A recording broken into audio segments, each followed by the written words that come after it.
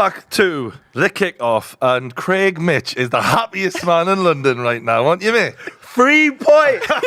Man United fans, hold that. Just hold it. Mate, they thought they were onto something this season. I know. That's a reality check. They were like, oh, we're going to take your striker. We're getting Harry Kane. You're dead. What's going on? We didn't even need Harry Kane. That is the worst. We didn't even need Harry Kane. We had Richarlison up top. Saul gave you a goal. You lot are rubbish, man. Bro, that is the worst bit about this. And after the first game, I watched them versus Wolves. I was shocked. Like, Wolves are one of the worst attacking sides in the country. Horrible. They absolutely battered, dominated Manchester United. They got that sneaky goal. Then you had the goalkeeper clatter the player. Blatant penalty. Not giving them like this lot are the luckiest. But then I'm thinking, it's just one game. They'll come again. It's It's a first game of the season. It can happen. They were dominated by Spurs today without Harry Kane. Yep. I mean, what's your thoughts, lads? I think Man United need to be really, really worried after that performance, don't you? It was flat. They made Basuma look like a prime Patrick Vieira. Yeah, there were so many players there. Like Anthony, I can count how many stepovers he's done. Probably about 134. Has he done anything with it? No. Nope. Yeah. I was expecting a late onslaught as well. I said to you, I was like, they'll throw the kitchen sink at you late. Nothing really happened, did it? Didn't throw anything. Nothing sustained. It was the midfield as well. For me, when Man United bolstered that midfield in the summer, I was like, Casemiro, Mount, Fernandes. That is a great midfield. It's not. And yet, they were bossed. It's really not. We were saying they were the third best midfield in the league. Yeah, you're wrong then. Where would you put them? Why are you saying they're not? Because there's no balance there. Yeah, they're great players on paper, but Casemiro Football as a played on grass. Yeah, Casemiro on paper looks amazing, but Man United need to have like a Rodri type of profile. Someone that can actually play out of the back and keep the ball. Casemiro is a very good defensive midfielder, but if you want to be a ball-dominant team, he's not the player for that. When you have Modric and Kroos doing the work for you, it's amazing, but Mount and Fernandes, they give the ball away way too often, so I knew that was going to flop from the get-go, and I'm not surprised how poor they've been. But you haven't got them in your top 4, have you? No, I haven't, that's why. Wow. Balance is important in football. People can... Yeah, that's what Newcastle have. Newcastle have, on paper, they're not amazing players. You look at, they're not, high rated. We don't have the match winners Man United But what you have, what yeah. Eddie Howe has is a balance. And you got good balance. I see it with last year at Arsenal as well. When you got right balance in midfield and stuff, especially midfield, you're going to thrive. Well, in terms of what Man United offered going forward, it was so little. Like you're looking for Rashford to do what he was doing last season.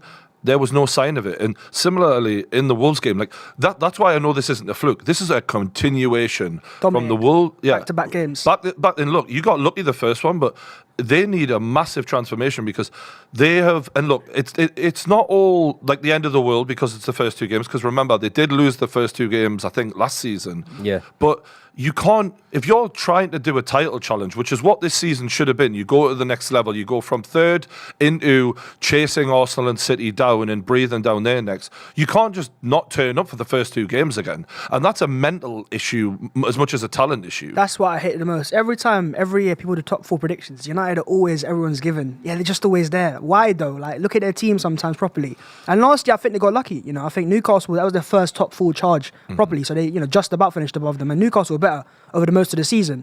Brighton came towards the end of the season. Chelsea were very poor. Liverpool were poor. Now those teams will be better.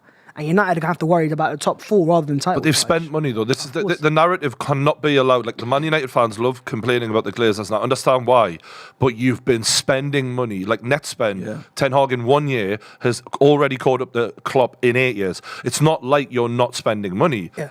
It's just about getting the best out of these lads. You can't, there's no way Wolves and Spurs should be dominating this Man United team. And what we're going to have is a lot of excuses because they love Ten Hag a lot. And I get it. You want to put your hope in this guy. He is a good manager. But there is no excuse good enough for me now to hear why you've been dominated by Wolves and Spurs. It's just are we? No disrespect, Mitch. No disrespect. No, of course. As much as I want to jump on the parade and bash Man United, which I started off doing that. But are we jumping the gun a bit though? Like, because it is early in the season. Well, they've got There's the a lot striker of to come games back. to go. Højlund, you're a player profile expert. What do you make of the lad? He's a good player, but he ain't transformative enough to fight for a title. That's what I'll say. United, he's a good striker. He'll score some goals. Maybe score, if he's fit enough, maybe 10 goals a season, maybe 15 if he's lucky. And 10, in his that's first, low. in his 10, first, how much they pay for him? 10 in goals. his first season. I mean, last year he scored 9 goals. Kid, he scored 9 goals last year. He could surprise people, of course he could, but he's not transformative enough for them to close the gap on City and Arsenal. It was funny because I said to Craig when you sat down about Rashford just not looking the part, and you went, he signed that new contract, has he? And I was like, Yeah. I mean, it's not a bad shout. Like, you do see players when they get that big deal, they kick back a little bit. But I don't. He looked. He got a bit angry today, didn't he? You said he got taken off. When he came off, he threw a bottle down. I think it's more exasperated with himself and his own performance. Do we think that Rashford is the number 9 that Man United need, though? Like, No. for me, he's always been better in that left position. But he's having cutting to, inside. He's having to do his best in a system while Højlund is out. So you know, and he'll hopefully get that space later. But you can't tell me Spurs are massively well equipped in this game, and yet they are dominant. And players like Maddison showing up when Bruno Fernandes is not.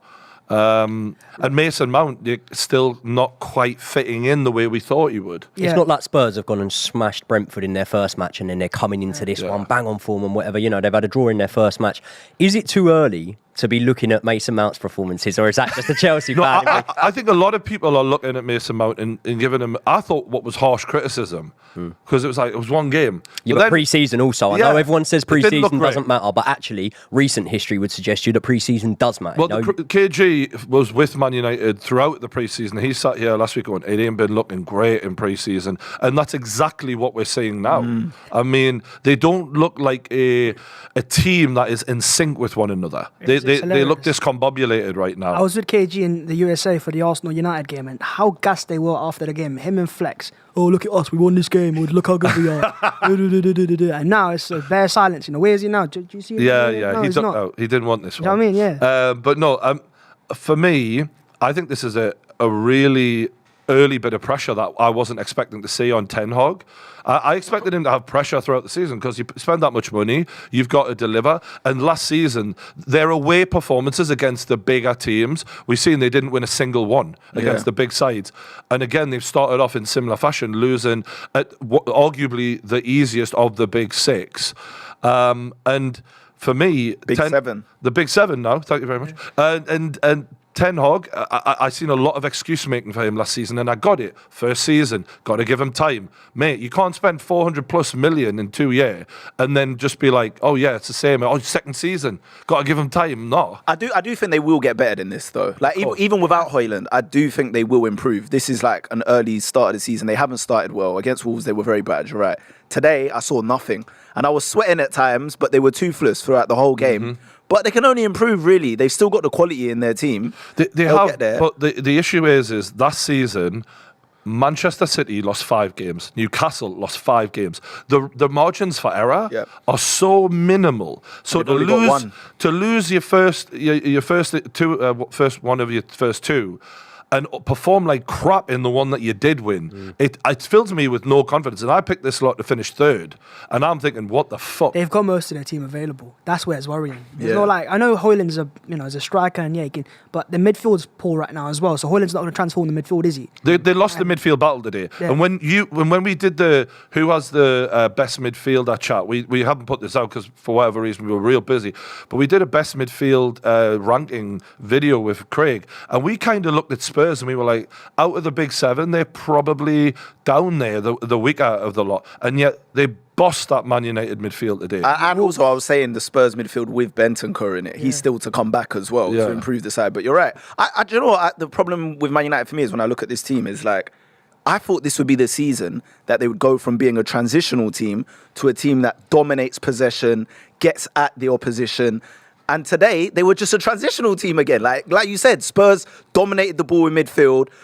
Most of the action was in Man United's half. And do you know what it No, is? they can hold It's a this. mentality issue can as have well, this. right? Because there was a thing I noticed in the Wolves game. Wolves were playing quite aggressively. They wanted the ball. Spurs today, everyone wanted the ball. Yeah. Against bigger sides who can hunt you down in packs and win the ball off you, you're almost scared to get the ball. That shouldn't be happening at Man United. No. If any, and the way they were playing was with fear.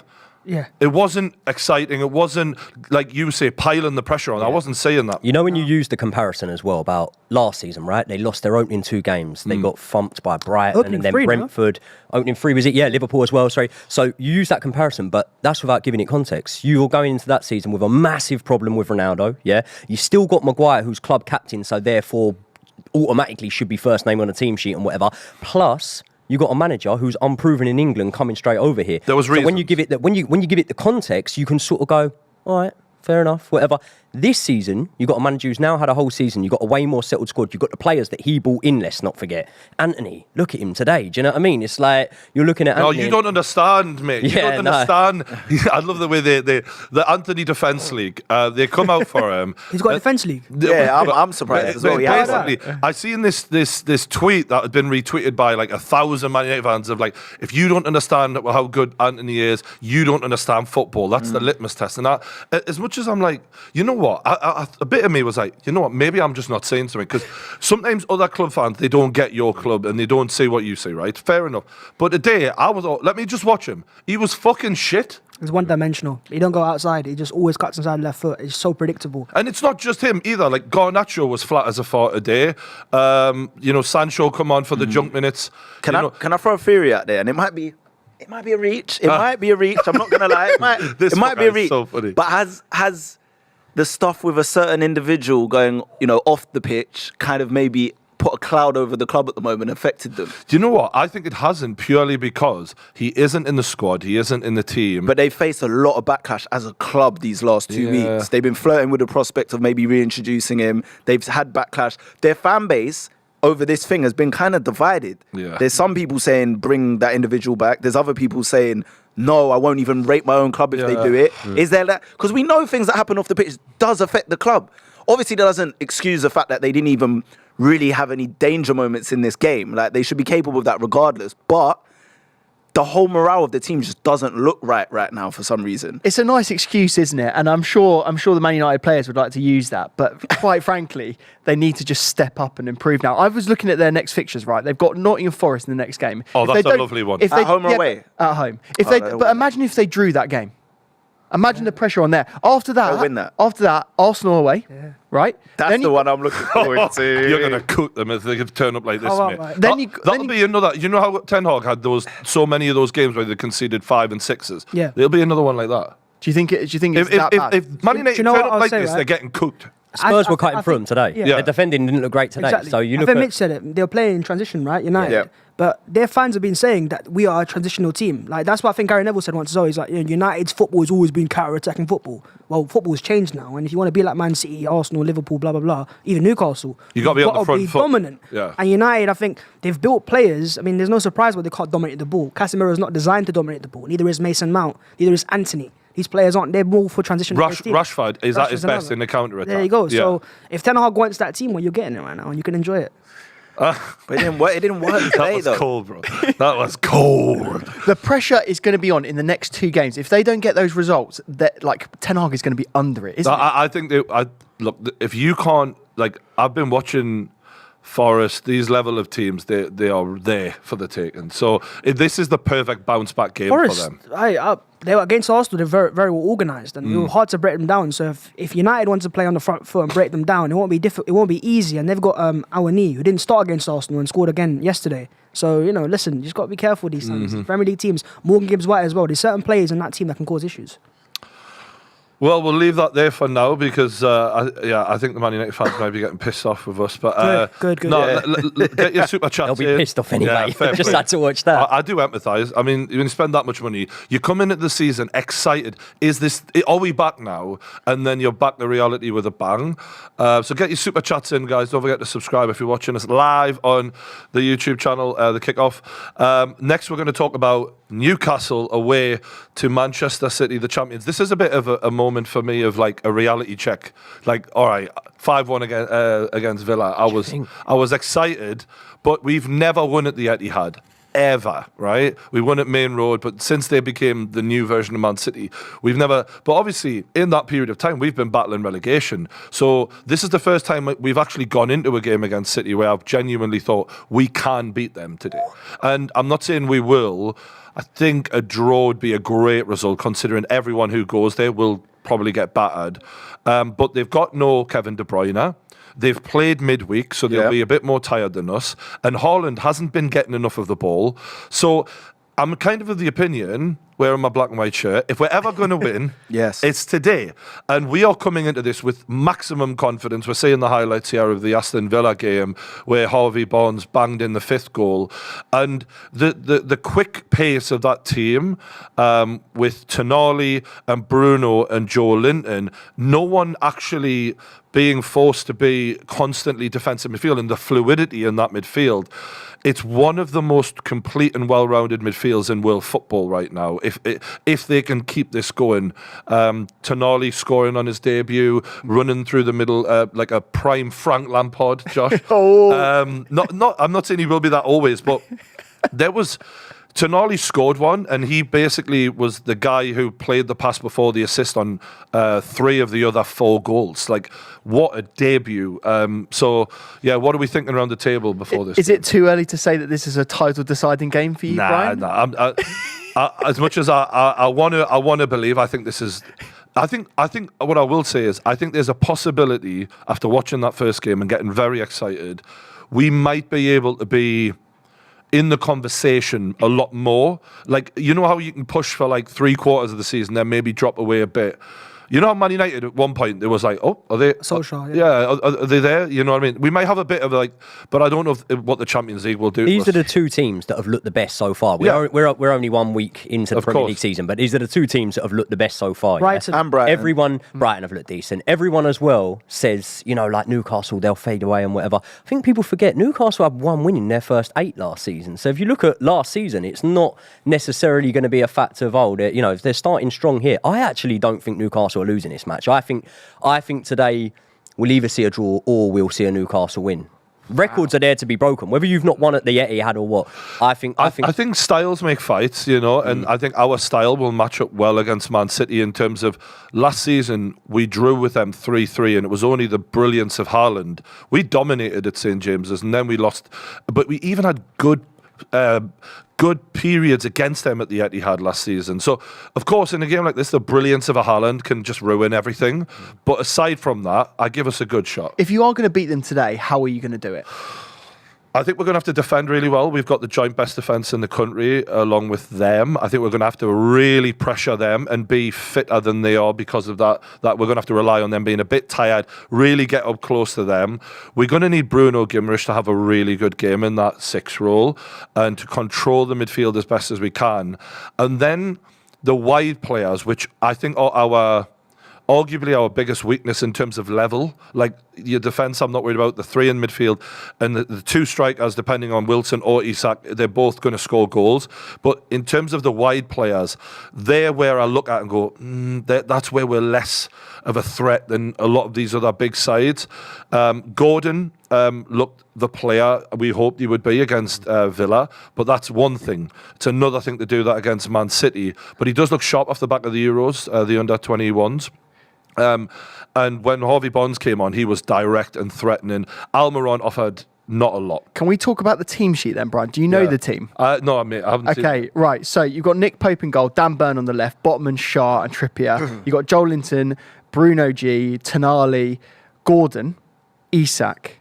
And who do you think is... It's Almiron. It's Almiron. It is Almiron because Almiron is been picked for the defensive ability. He is a worker. Do you know, like for a winger, he actually offers a lot in tucking back in and offering support. And we are going to have to do that with the technical ability of that midfield. Are you surprised after the performances of Barnes and the performances of Gordon that they haven't got the nod over? I think it's just a bit of a risk to go with 2 players who are more attacking minded, and Almiron offers a lot of cover as he doubles up down that right side. But for me, I'm relying on Isak. If Isak has a good game today, people might look at him and go, wow, okay, because last season I seen glimpses of the brilliance and I was like, you are the next to the throne after Haaland, after Harry Kane, and I think we've already seen glimpses of that already in the last game, scoring those 2 magnificent goals. So we're going to need him to steal the show today. We're going to need him to turn up and Haaland to be quiet. How does Eddie Howe fare in these kind of games now? Because obviously you guys are back at the big table. And usually when we see teams like Man City and Liverpool throughout the years go head to head, it becomes a very tactical battle between the 2 coaches, not even just the teams, being able to adapt fill in those little spaces, making sure the players can adapt into any situation. How does Eddie Howe now fare with these types of matches on this level where there's almost this expectation now that Newcastle are like that team and they can go there and do It's a something great question. because Pep he's boxed with everyone. All of them. Jose Mourinho, everyone at any level throughout his career. Klopp, all of them. How does Eddie Howe now do that? Because we know he's a great coach. Yeah. We know he has a great philosophy. Players know what they're doing. But in the thick of it, when you got to tweak things and Pep's just changed things and you got to adapt, is he capable of that? So that do you remember when Canelo fought Floyd Mayweather? Yeah. That's what this is like. This for me is like Eddie From what Howe. side, though? What side are you talking about? Yeah, Floyd is Pep. We all know that. Okay. So Pep's been doing this for years. He's seen every style. He's seen every look. He's got everything downloaded. And Eddie Howe has been working his way up, and he's never had the tools. At Bournemouth, he never had the tools. Yeah. At Newcastle last season, he kind of was given some of the tools, but nowhere near enough. This is the first season where he's not just got more of the tools to the job, obviously not on the level of what Man City have got, but the experience of coaching these players and getting them to a cup final, having big moments, achieving something big in the Champions League. Yeah. So now, mentally, these players are only just gaining in that belief of, we might belong here, actually. And part of this season for me isn't about Newcastle of the level. I think we all know that they're approaching the level of a top 4 side, or if not there.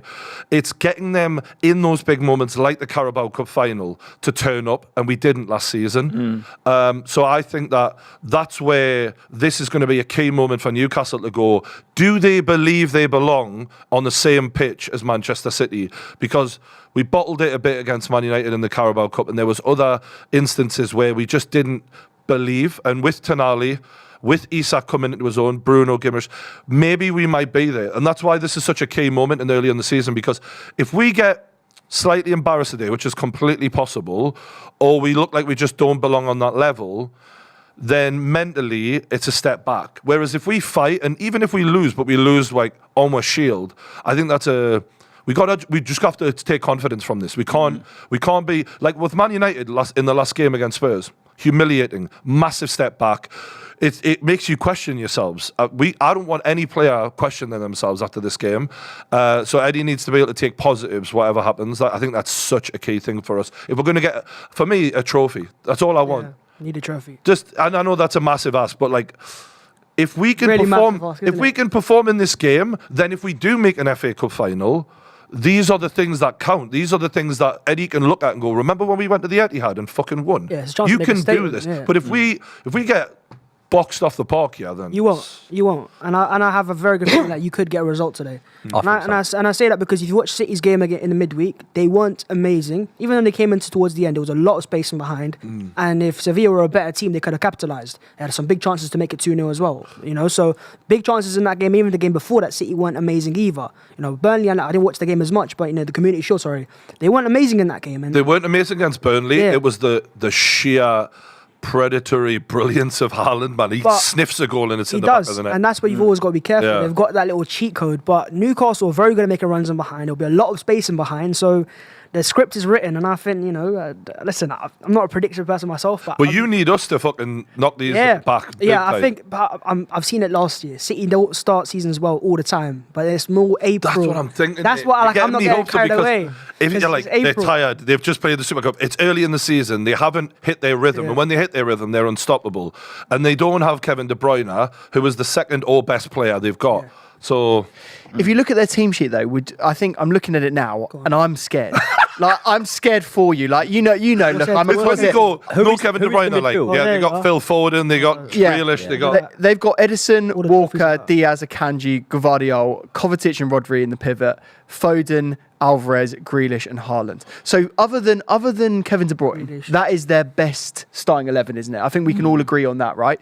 So if they don't win this game, then you do have to start thinking like, are they going to have the impetus that they need to win the title? Because, as much as Newcastle are a very, very good team, at home, Man City should be beating you. Absolutely. If you look at their squad on paper, it's They're the that fucking simple. treble champs, and when you look at the fact that they are looking for replacements in their side because they've let key players like Gundogan and Mahrez go, who I still think, as much as Kovacic is a good player, those are clutch players who come in handy at the death in the Premier League where you need to get over the line. They've always been there. And, you know, that Paqueta deal has just fallen through. We'll get onto that later. But yeah, I think that this, for me, I wouldn't say season defining, but a key indicator of where we're at right now. I'm excited, man. I'm literally, this is one of the biggest games of my season. Are you nervous? No, because you know why? Because Eddie Howe has an attitude of, these games are the ones you go out and attack and make the most of, and you've got nothing to lose. You're expected to lose. So why fight them with fear? And every time every single game, and we've seen like great managers over the years, they meet a Pep Guardiola or they meet a great manager, and you can see they play with fear. Everything is set up to not lose. Eddie Howe is the opposite of that. It's like, let's go out there and fucking have a go, and if we lose with pride. And that to me is like infectious. It's in the fan base now. Yeah. That is our attitude of, we're not playing with fear. So But it changes when you get expectation. I'm not saying it will change for you. I'm just saying in football in general. Because last year you guys didn't have that level of expectation. no, we didn't expect top four at the start. Exactly. Yeah. Now you're in the Champions League and everyone's saying you're one of those teams now. Yeah, but the gauge I get whenever I would reach out to Newcastle fans and I would see what their expectations are this season, every single Newcastle fan I speak to before the season has said something along the lines of, look, if we got top 6 or whatever, nice little cup run, I don't think the Newcastle fans are massively expectant, and I think that actually helps the team. And do you know what? If this was at St James's Park, I'd probably be making Newcastle favourites in this match. Yeah, but you're talking about this season. I'm talking about just going forward for Newcastle as a football club, because they're going to be there eventually. They've got the money. We can see the trajectory they're on.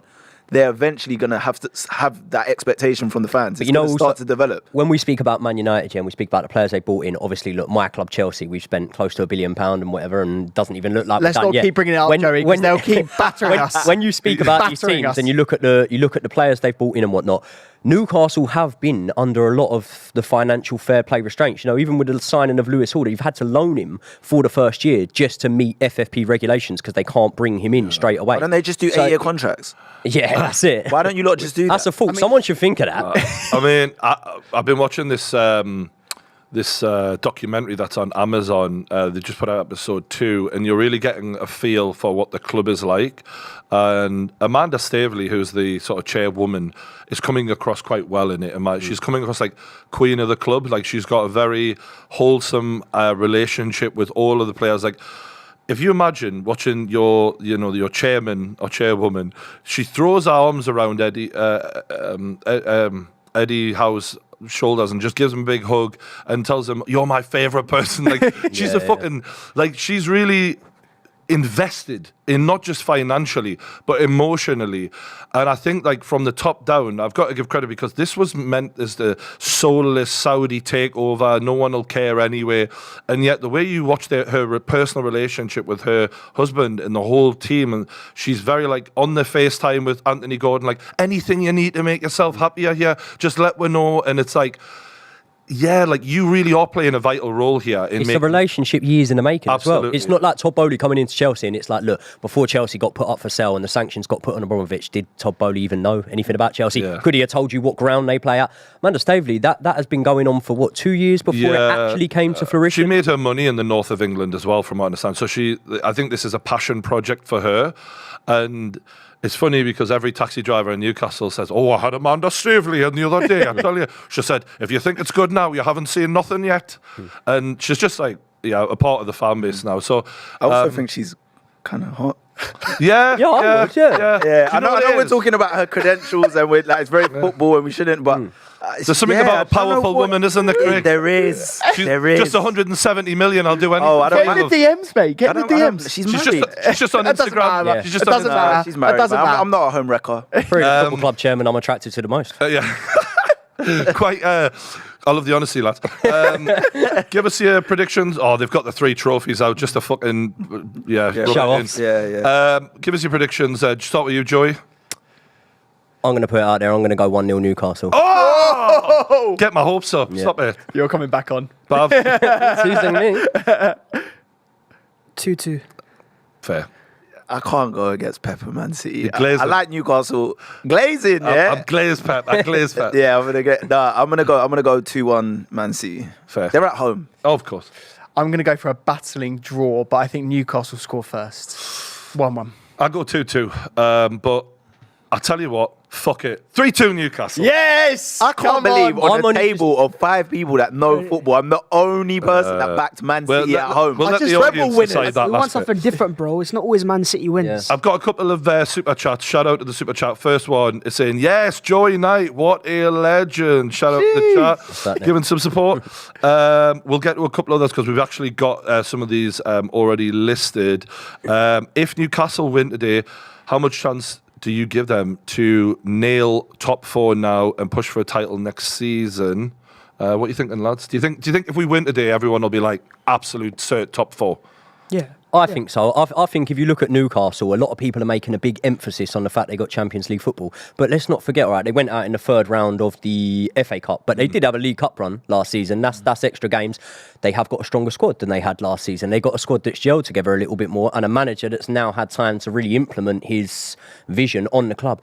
And I always say it, yeah, it's a 12th man. That crowd, that atmosphere is a 12th man. I'm envious of it, you know what I mean? And you look at Newcastle. So I think if they win today, and you look at the other teams, you look at maybe the potential that, like you were saying, yeah, everyone puts Man United in it at the start. You look at that. You look at the fact that Chelsea are building, you know, brick by brick, just nice and subtle. £100 million brick. Yeah, that's £100 million it. brick. Pretty expensive bricks. Pretty expensive bricks. But yeah, you look at the fact that a lot of clubs are building and whatever. Liverpool, there's still a lot of questions, you know. I looked at them today. Szoboszlai looked good, but there's still a lot of questions there. So I think if they win today, it would take a brave man to bet against them. I don't really...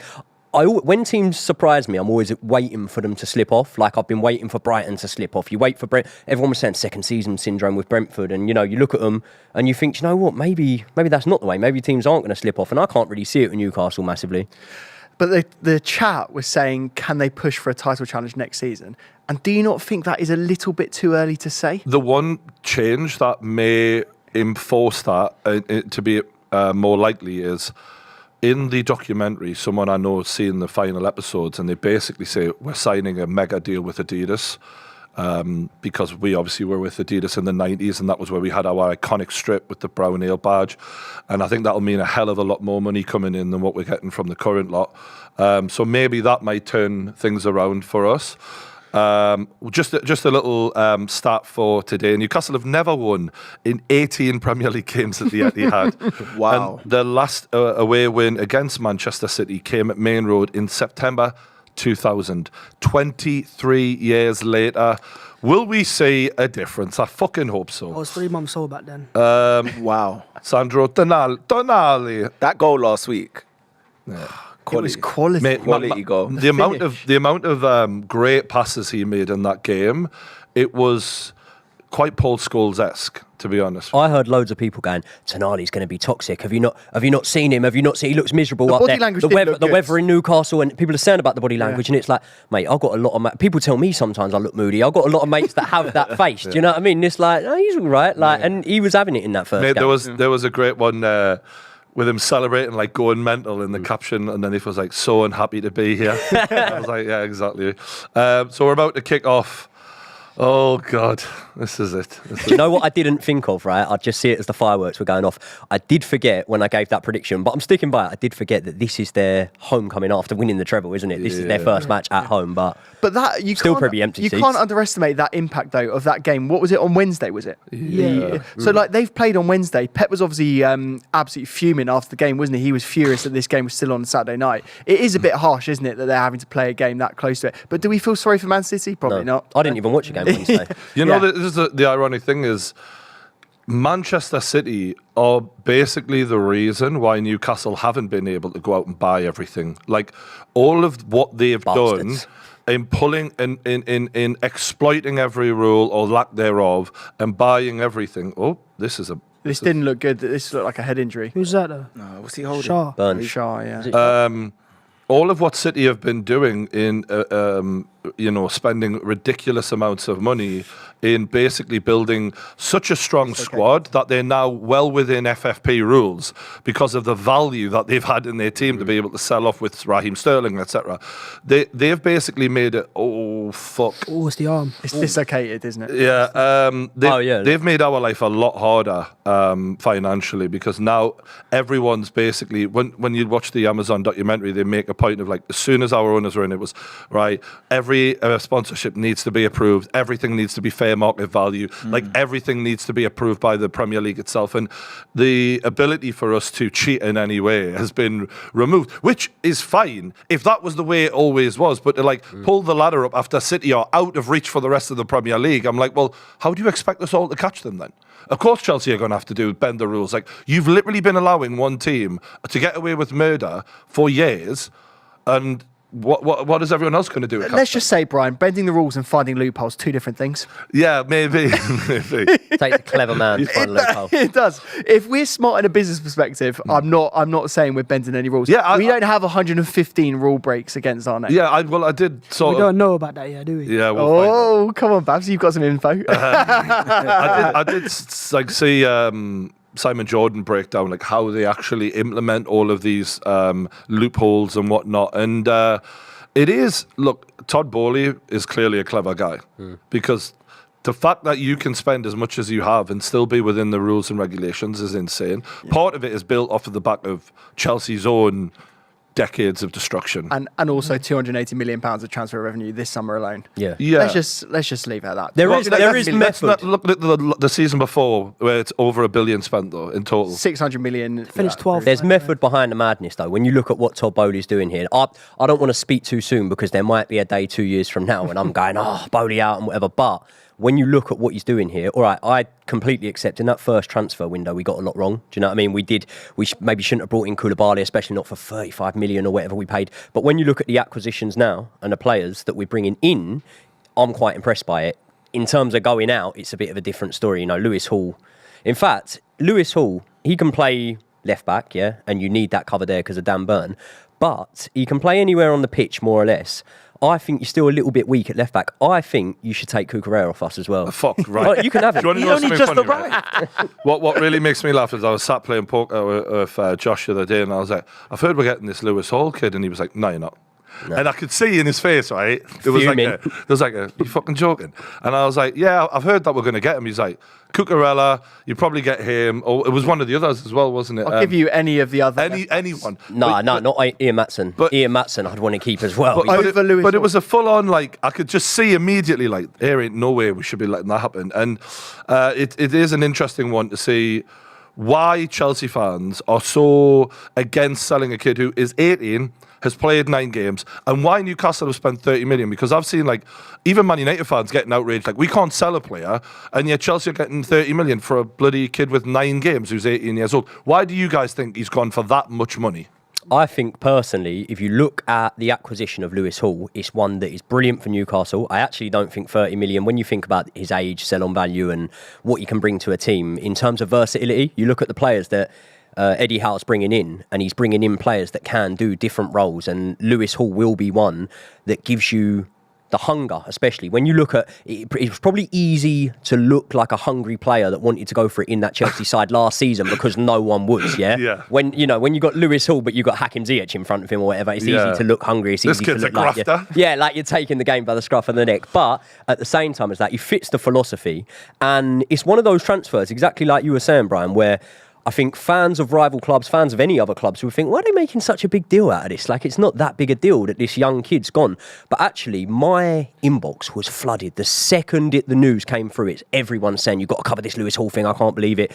I just think that when you've come... Can you compare him to someone who other players...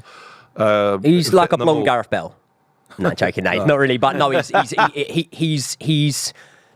he definitely gives a different dimension to maybe the likes of... He's a bit quicker than Ben Chilwell, but in terms of what Ben Chilwell can do, he's solid defensively, but can go forward. But I think the versatility as well, and I know I was using that Gareth Bale example tongue-in-cheek, but you see how you saw Gareth Bale start off as a left-back, go forward and forward and forward and go up the pitch. Yeah. That's the sort of thing that I could potentially see coming from a Lewis Hall. I think after a couple of games, you won't need to ask that sort of question. Oh, really? You'll realise, yeah. Go on, Newcastle. Go on. What happened? Offside. Josh, what do you think of the lad? I think he has the quality to play in the Premier League right now, and that's the problem that we've got, in that he will not reach our first 11 right now. So we've got that issue, and I think, in a weird way, we've just offered him a huge contract. He was happy to stay, and then we've obviously gone and signed however many millions, 160 odd million on 2 midfielders, and we've actively needed to sell some players to clear it off our books.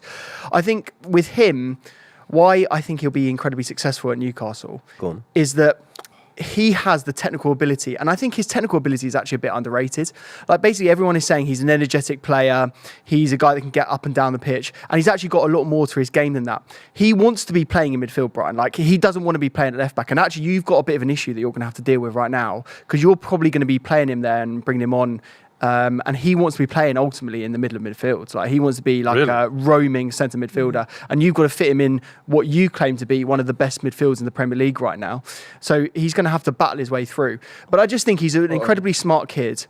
He knows what he's doing on the football pitch. He's very technically astute. His left foot looks like a pitch as well. And it looks, and he, as I say, technically. Why did you guys sign so many players then? If you've got players like this, like, why did you do got that? a plan in Well, it. this is the thing with the transfer. Plan, bro. The I can't see the plan. plan. Yeah. Well, tell me, Babs, what is the plan? I He's don't being know, I'm asking sarcastic. you. I don't know the He's plan. being That's what I'm saying. sarcastic. What It's is the plan? As in, my plan is with Chelsea fans. I'm not saying you guys specifically, but is you change like your minds every like couple of weeks. Cucurella comes in, he's amazing. Now he's awful now. In one season. Yeah. I think that's football fans No, in general, isn't it? But as Chelsea Nah, fans, Chelsea- like, they are their own fans admit it. Like, there's especially on obviously Twitter and stuff. Like, so toxic at times. They'll turn against certain players. There'll be like Babs, armies against. You've got the certain least players. patience. No, I but think. listen. When Cucurella came in, everyone acknowledged at Brighton he was a quality player, and everyone was rating him. The stats were perfect. He was doing bits in Brighton. Is it just the Brighton effect now, where players are going there and they're looking amazing in the Brighton system? You take them out of that and they don't look as good. I mean, I hope Basuma's not. back. I hope Don't not. say that. Basuma's back. He just had 2 man of the match performances. I'm hoping Like it's Chelsea and Manchester United specifically are two clubs where you better hit the ground running, Yeah, son. zero patience. because- Exactly. No patience. But that's the Zero thing. Like, I think the problem with us is we get to see Cucurella week in, week out, and he made so many glaringly obvious errors last season. It was so bad that you do lose patience quickly because he makes such bad mistakes. And I don't think any fan base, mate, if he was playing in the Arsenal team and he gives away 3 goals a season, you'll go in, I don't want him in my squad. In fact, let's talk about Zinchenko. Yeah, what about him? Zinchenko, right? Yeah. You've had so many opportunities where he's made errors in games, and now he's out of the team. You're signing other left backs to replace him. He's flipped the script. He's not flipped out the of team. script. No, but it's true. All He's right. not, one second. He's not in the team. He's injured right now. So I don't know. Okay. Where, No, but he's not going to be your starting left back this season. We've not seen him.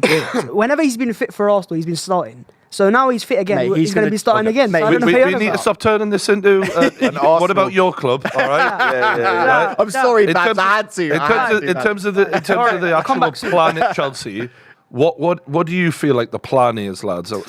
We're going I feel like when we're bringing all these young players in, you're looking at it, and what I think I used a comparison, right? You know, these sort of geeky guys that buy action figures and they never unbox them because they want to hold the value and sell them on one day and whatever.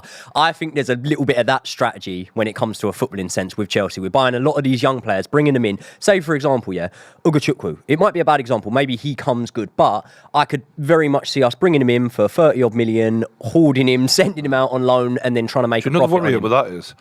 Remember, like Pato and players like him, all the promise in the world, next big thing, guaranteed to be a star, and sometimes potential isn't worth shit. Do you know- and that is a worry for me when I look at that Chelsea side. Is there's so much potential there? I'm not denying that, and this could be like an amazing strategy, but a lot of the time, youngsters are a bit hit and miss. Very aren't Do they? you know what works in their favour though? I'll be honest, and I could say this as someone that had him as a manager, is Pochettino.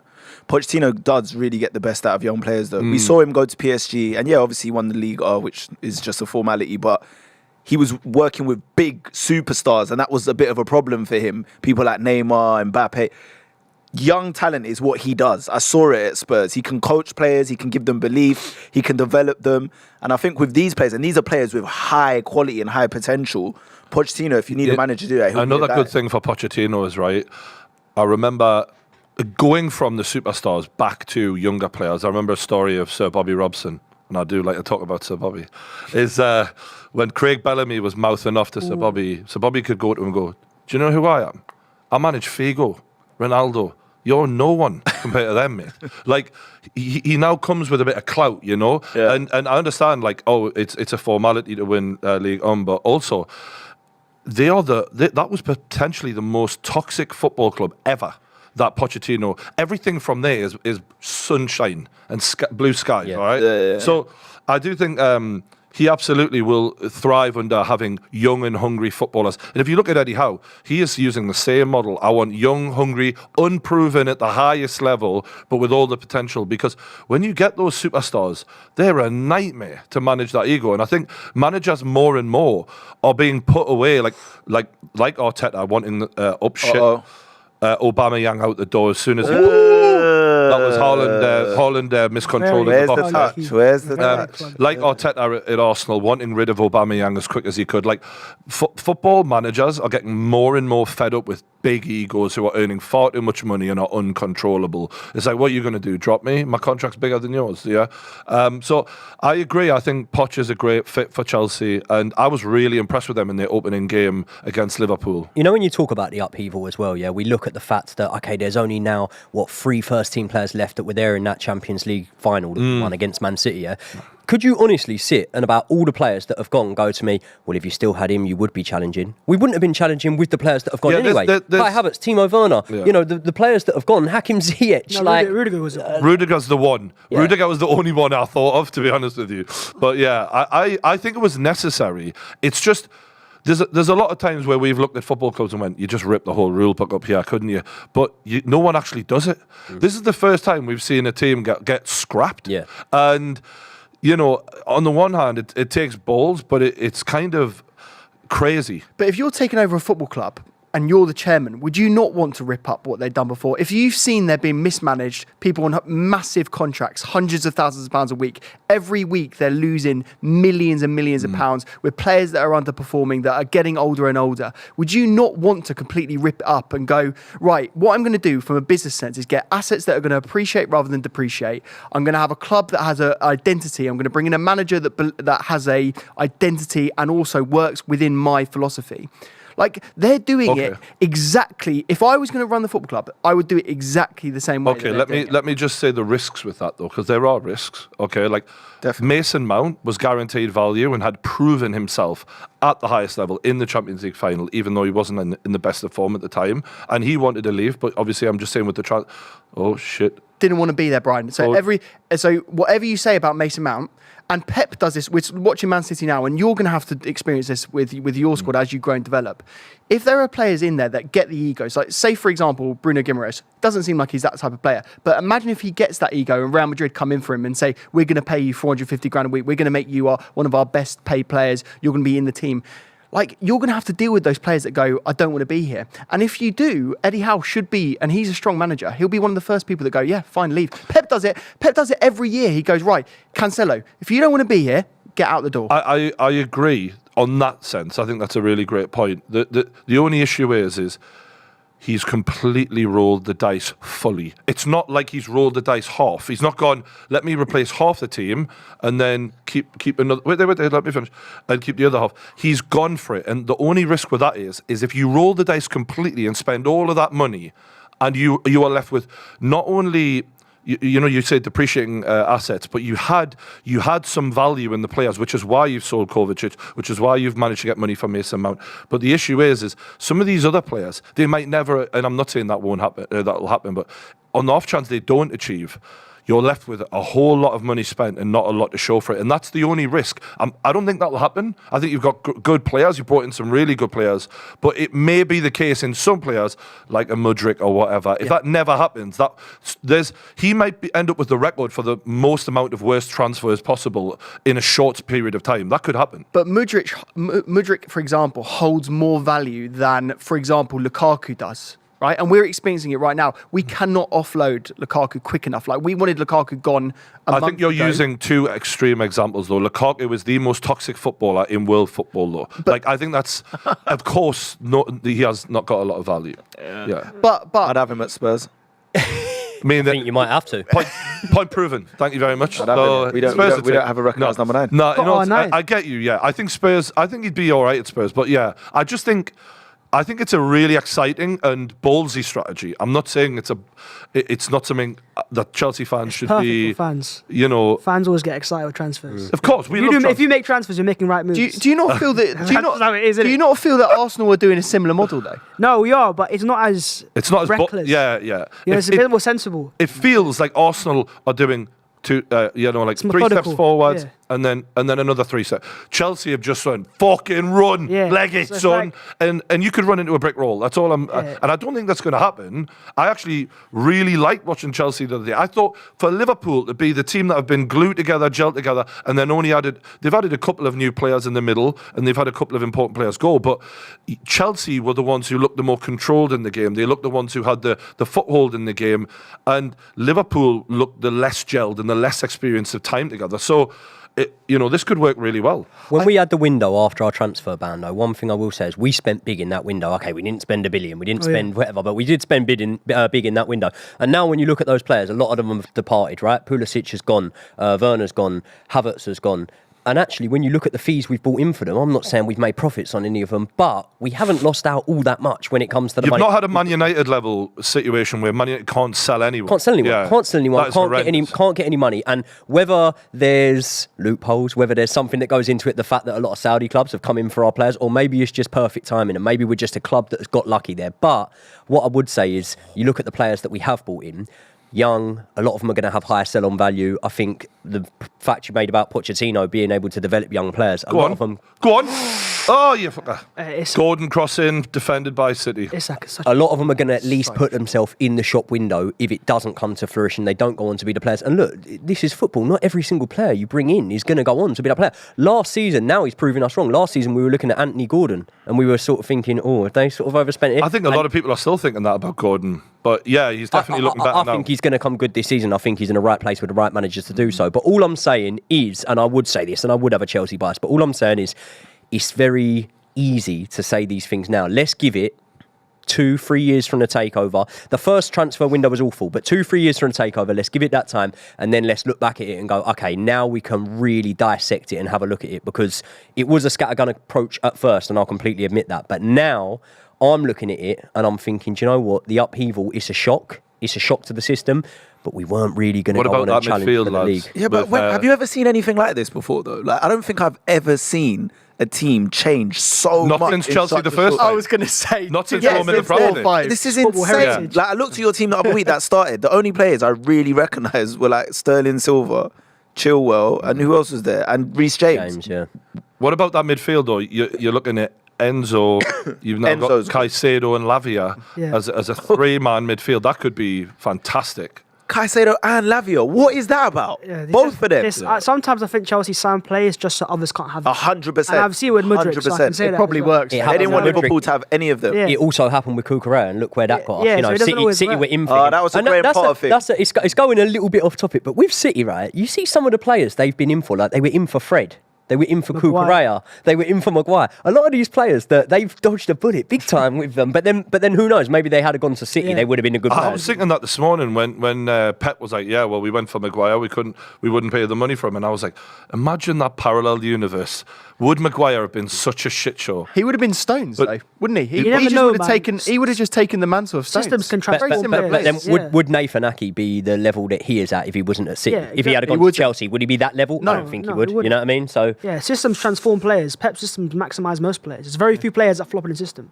Can we talk about? We're on transfers now. Can we talk about your review of Newcastle's business so far this summer? Because Eddie Howe came out the other day, didn't he? And he said that Lewis Hall would be the last acquisition, didn't he?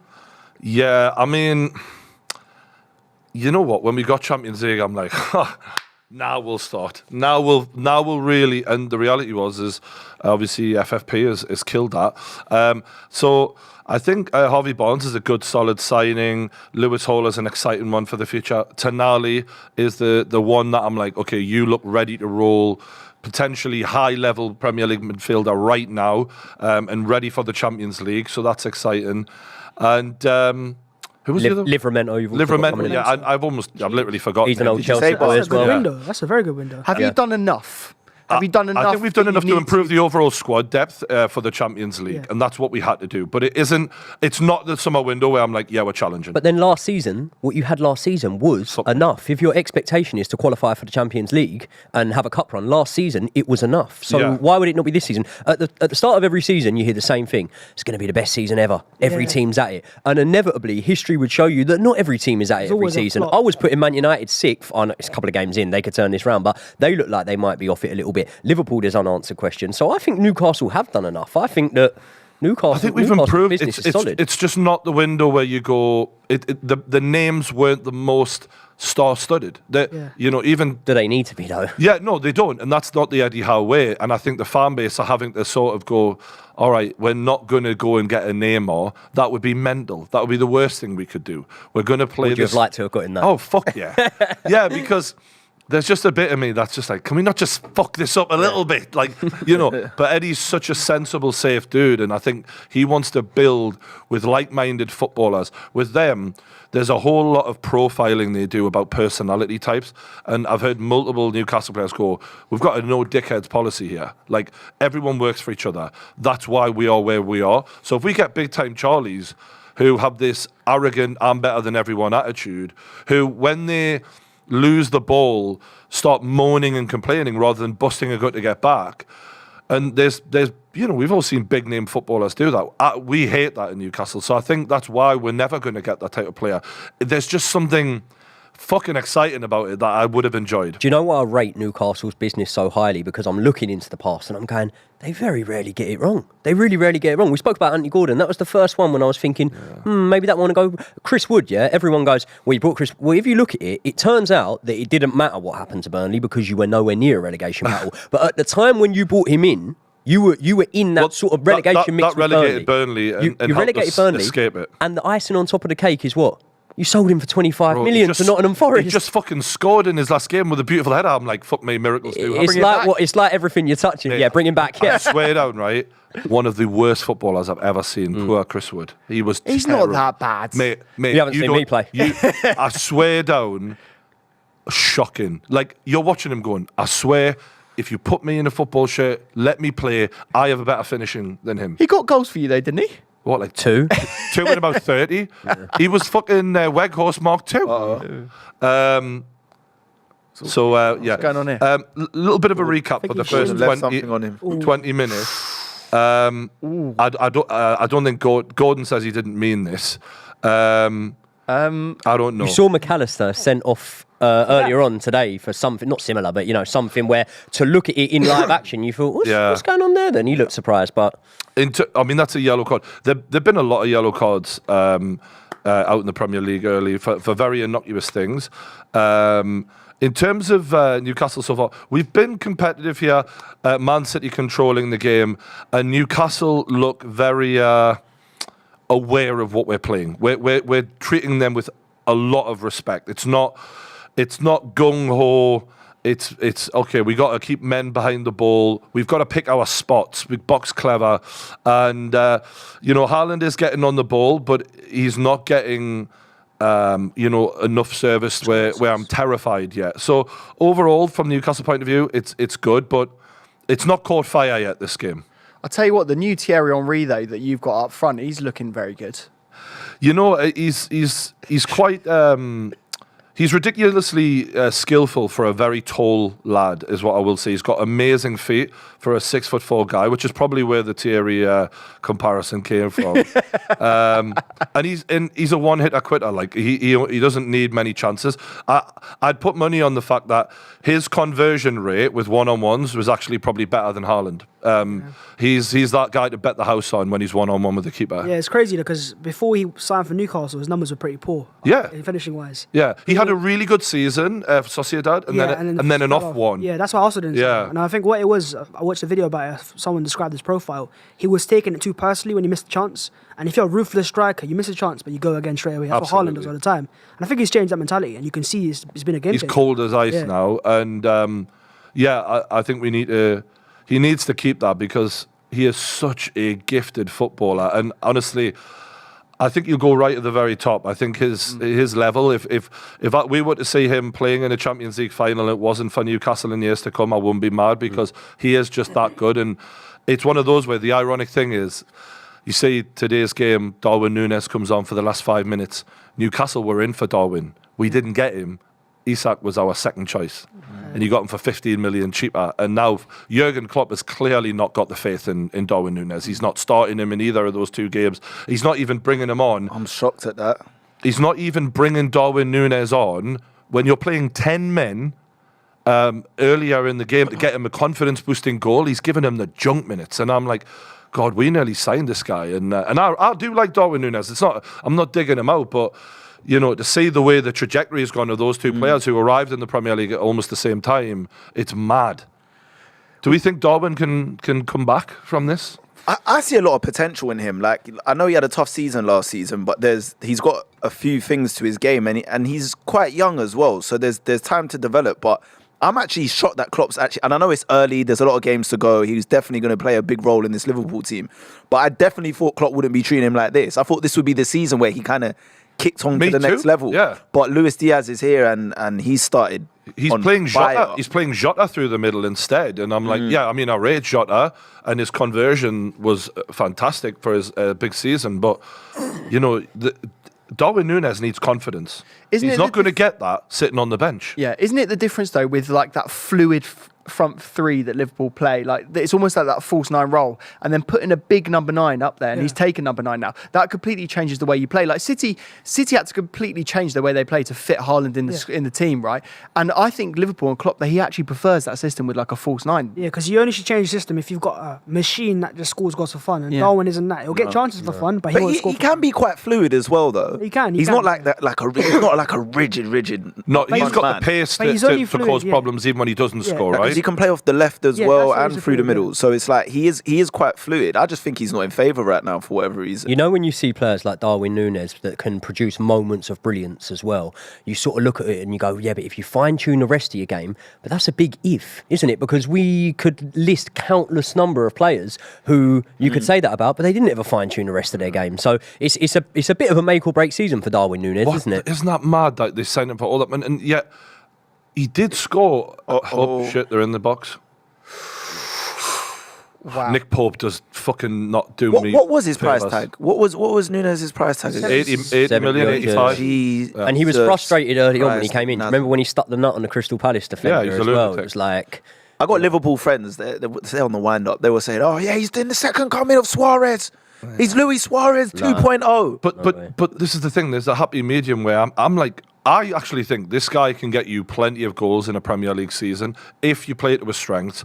And if why buy? And this is the Jurgen Klopp thing, because Jurgen Klopp, since he became responsible for more of the transfer side of things at Liverpool, I think it's gone downhill in terms of some of the not completely, but there's some head scratching moments where you're like, you buy a lad with those attributes and yet you don't play to his strengths. No wonder you're not getting the best out of him. He's got it hard though, Jurgen Klopp, and his shoestring budget. I watch his press conferences sometimes, and I'm like, it's like I'm watching a really emotional documentary. I start welling up a little bit, violin out. He moans about everything. He moans about everything in his press conference, and it's just like, you just slapped 100 million on the table for Caicedo. When he was winning so often, and he was, I wasn't aware of the moaning so much, but since they've dropped off, I don't like him anymore. I used to defend him. I've always backed him and said, I think with a bigger budget, he'd be more on a level with Pep, but he can't compete with that and yada, yada, yada. But he's just a knob, though. I can't even like him anymore. He's such a dislikable person now. And this happened with Mourinho, when managers go from being at the table where they're 1v1 against the Pep Guardiola, and they're in that conversation, and then all of a sudden they start feeling it slipping away.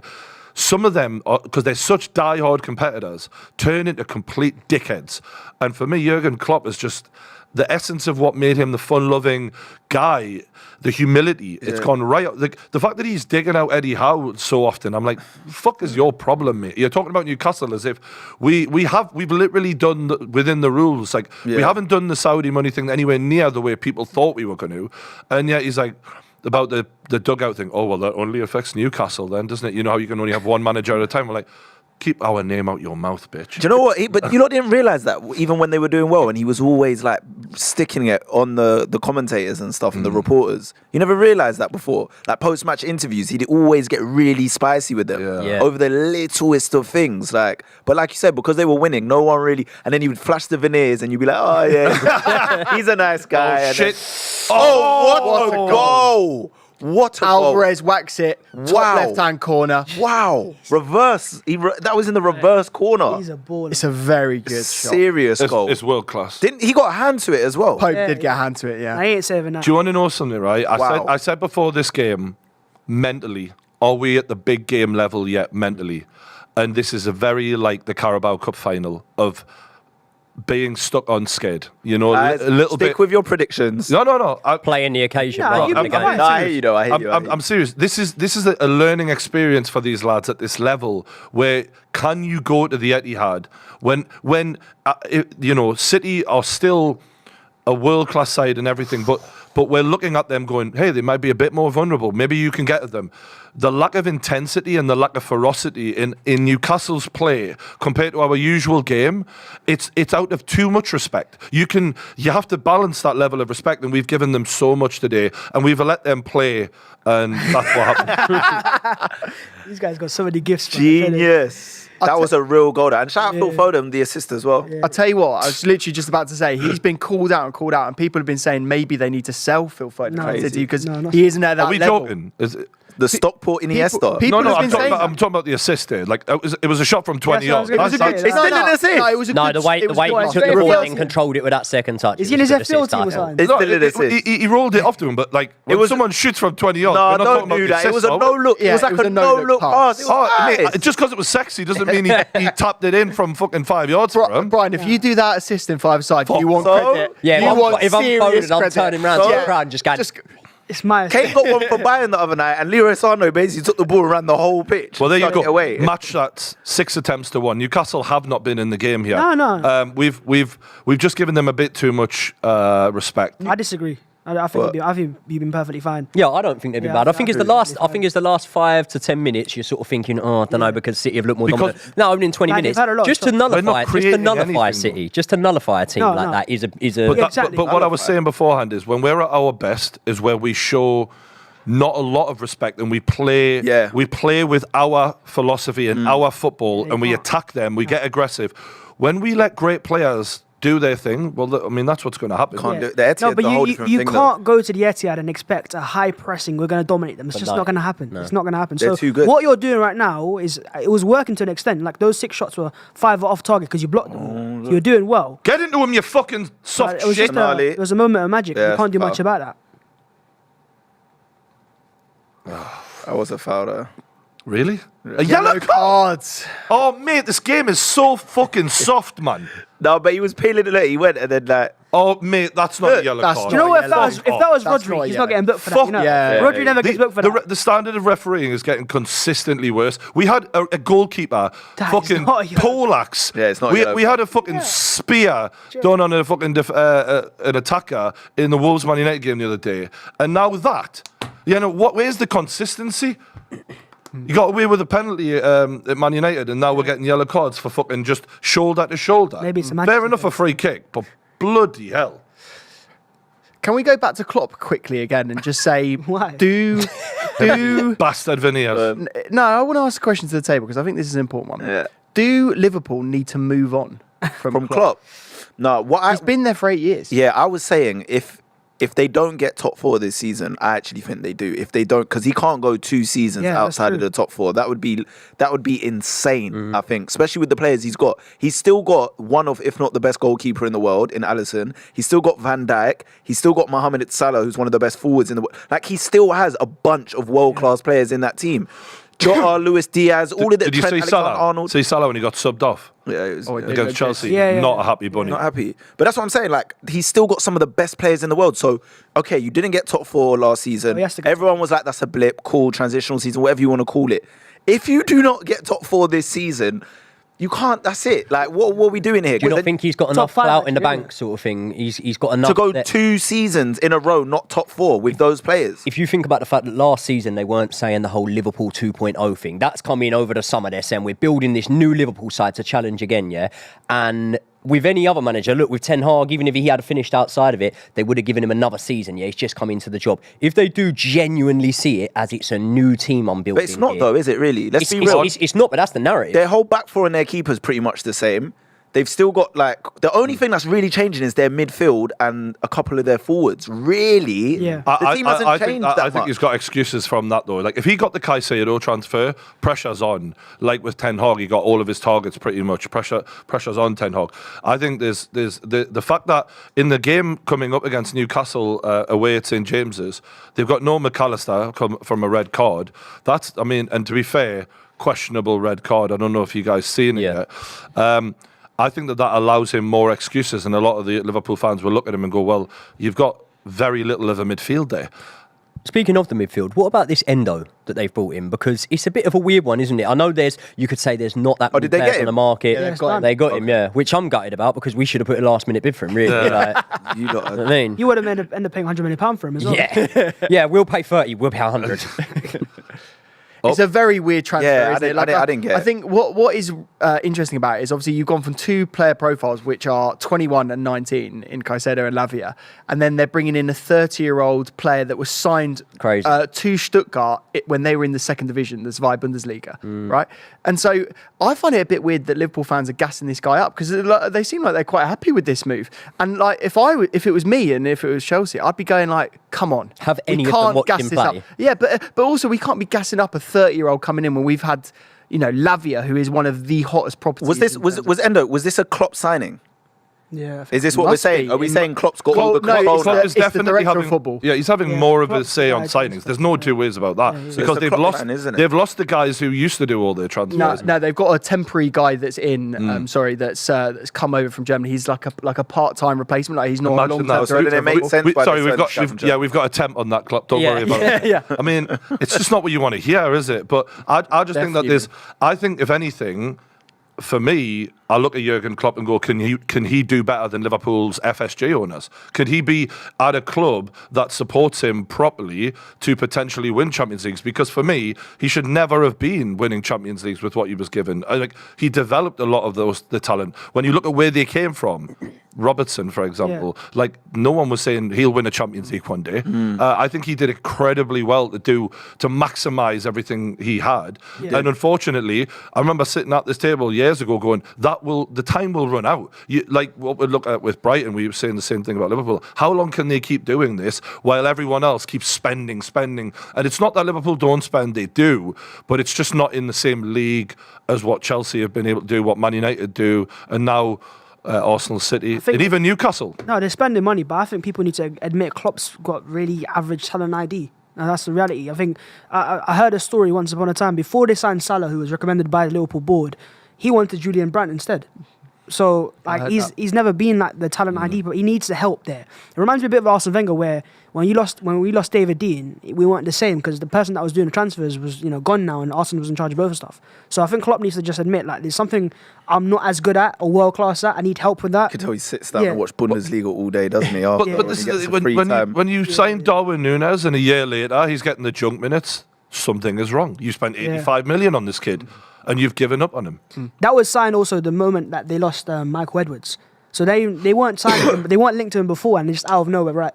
This is a dangerous game that they're playing as well. Very because dangerous. quite frankly, if you're backing the managers and speaking as a Chelsea fan, we've done this in droves where we've backed managers and given them the players that they want, and then 2 years later they've gone.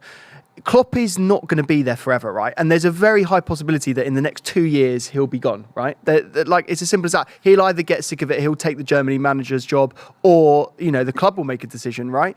But they've got to start planning for that. And if they're buying players around Klopp's philosophy right now, then ultimately it's not going to fit the new manager's philosophy, and they need to be future-proofing their club to be ready to go. I don't to their think next that FSG manager. are thinking on that level They're at not. all. Yeah.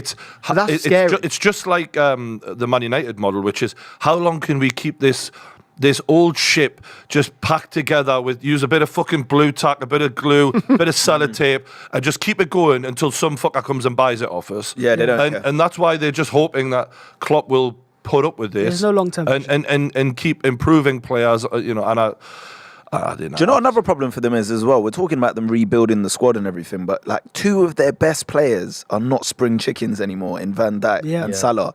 These are players that are very, very, very difficult to replace. We're talking about generational talent type players. And they take too long to do that, which is why Henderson and Fabinho went in the same summer and they're like, oh shit, what we go?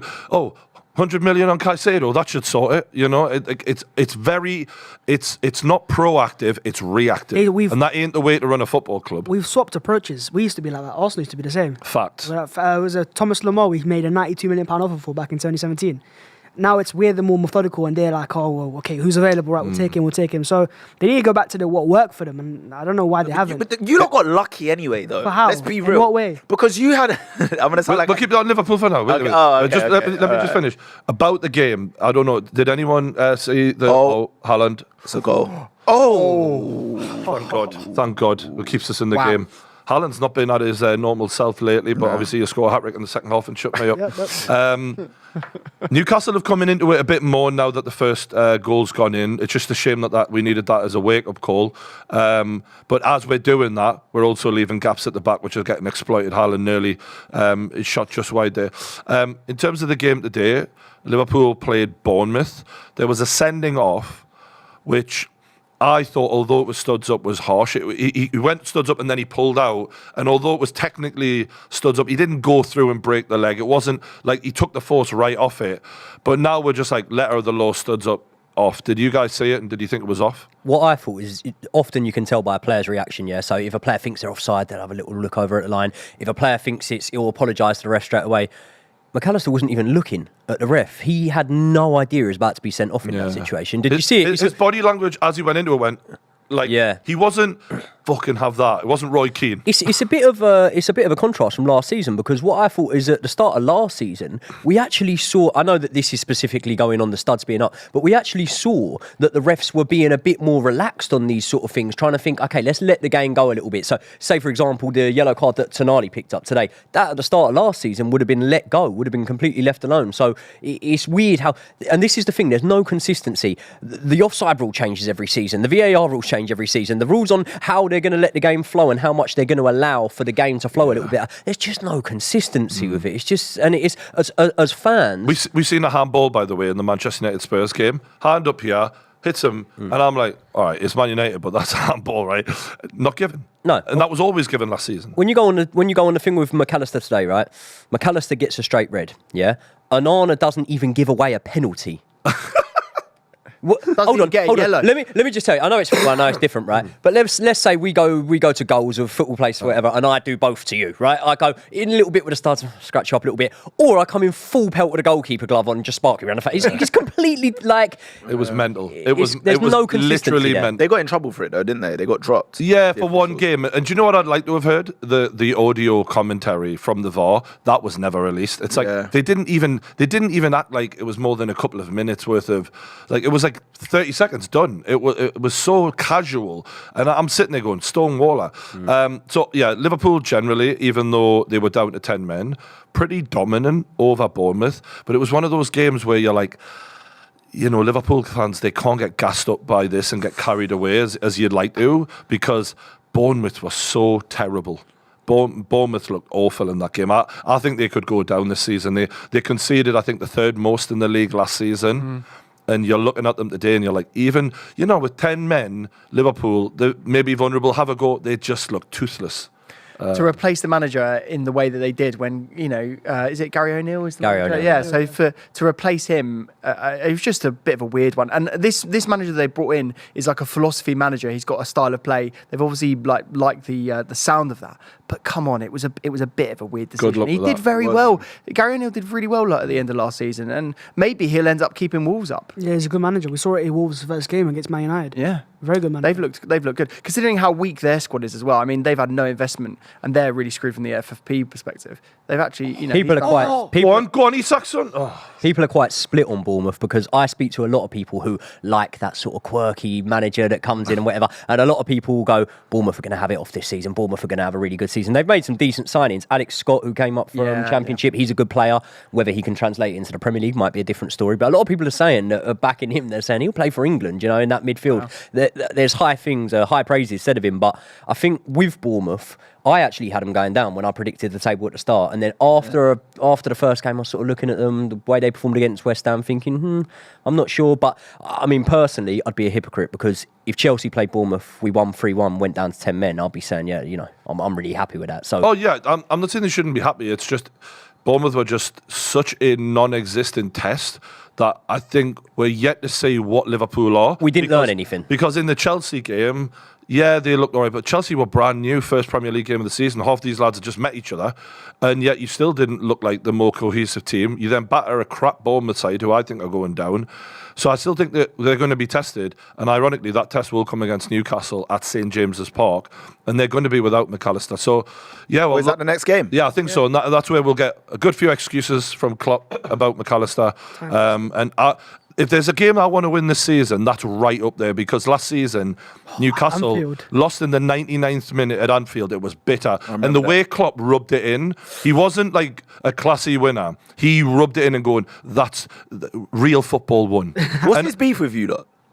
I don't insecurity. know. Insecurity. I've got no idea, because when I watch Newcastle, I'm like, do you know, like, since Eddie Howe took over, we have the most four or more goal in a game scored than anyone else in the Premier League. Yeah, yeah. We are the entertainers. We battered Villa. We are going to do that to like 5 teams this season. Ooh, I like So that's just what we've been doing, like even more than Arsenal and Man City. So when he's like, oh, we're just time wasters, I'm like, where the fuck has this come from? You know, when you look at the way that Jurgen Klopp's attitude and the perception of him has shifted, we can compare it to like a lot of boxers and even just sportsmen from other things. They say, don't they, if you stay long enough, you've become a villain. And it's Absolutely. it is almost like that. You see it. I see it with a lot of fighters throughout all the time I've watched any sort of combat sport, and you see a lot of them that have reached those heights. Oh, you got to shoot. And any hero stays long enough to become a villain, and you Yeah. can sort of see that Jurgen Klopp is the sort of bitterness is now coming into him. I a think lot the more fans than- are definitely noticing it as well. Like, to be fair, I'm not a Liverpool fan, but I think they're also questioning, like,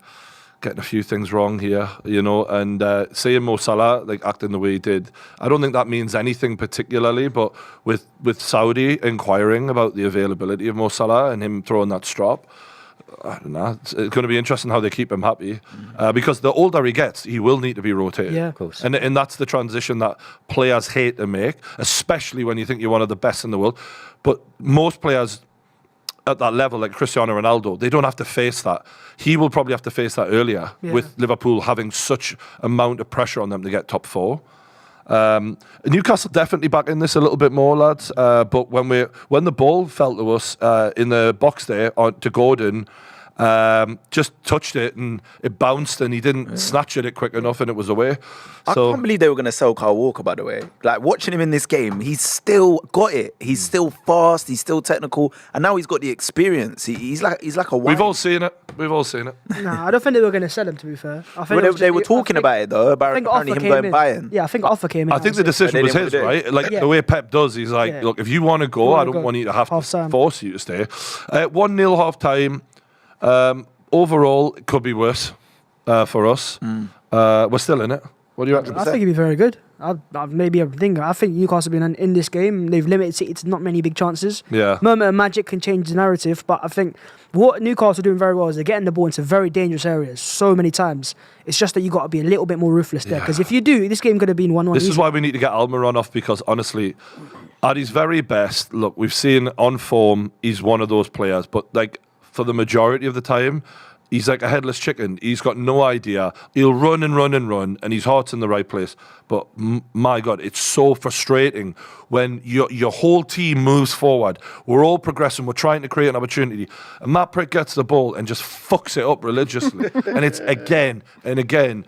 And I'm watching Harvey Barnes sat on the bench, and he's got more quality in his little toe than Almiron has. Yeah, but Harvey Barnes is left. He's not right. Yeah, and luckily we've got Gordon can play both sides. And one thing I will say is, Kyle Walker did very well with Gordon in that first half.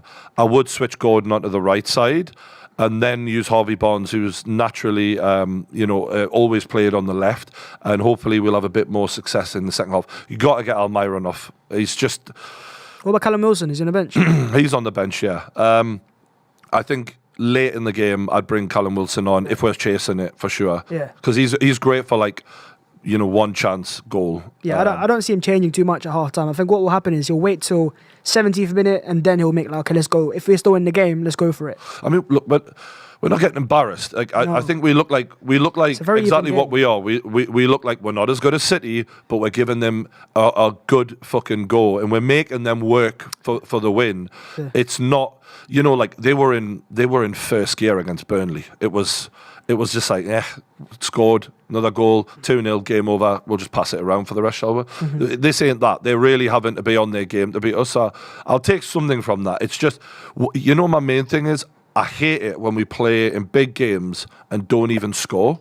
Like in the Carabao Cup, I was like, come on, we played 2 cup finals in the 90s. I didn't say score 1 fucking goal at Wembley. Give me a goal. Not even a fucking goal against Man United.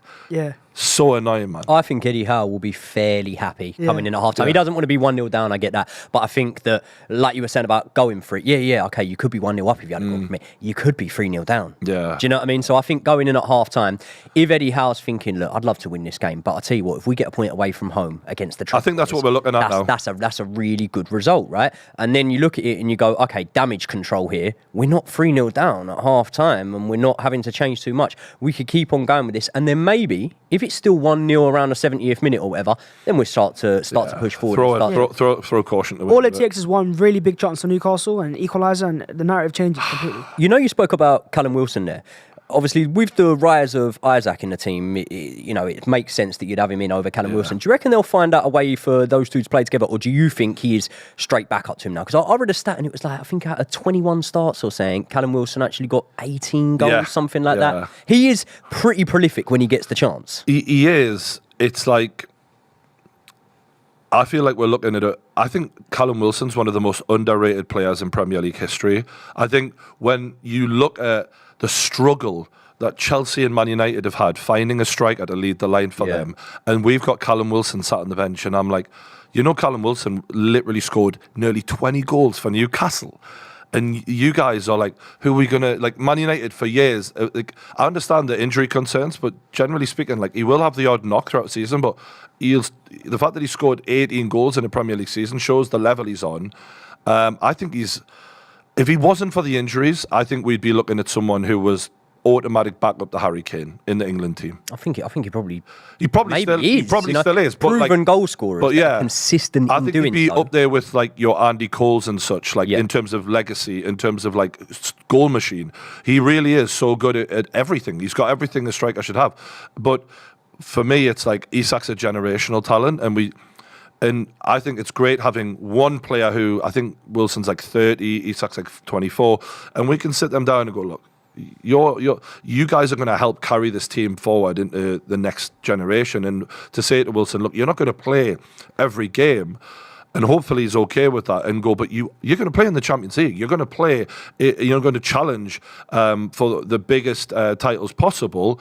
Just stick with us. And, having someone who, I wouldn't say he relies on pace solely. He's not like a lightning quick player.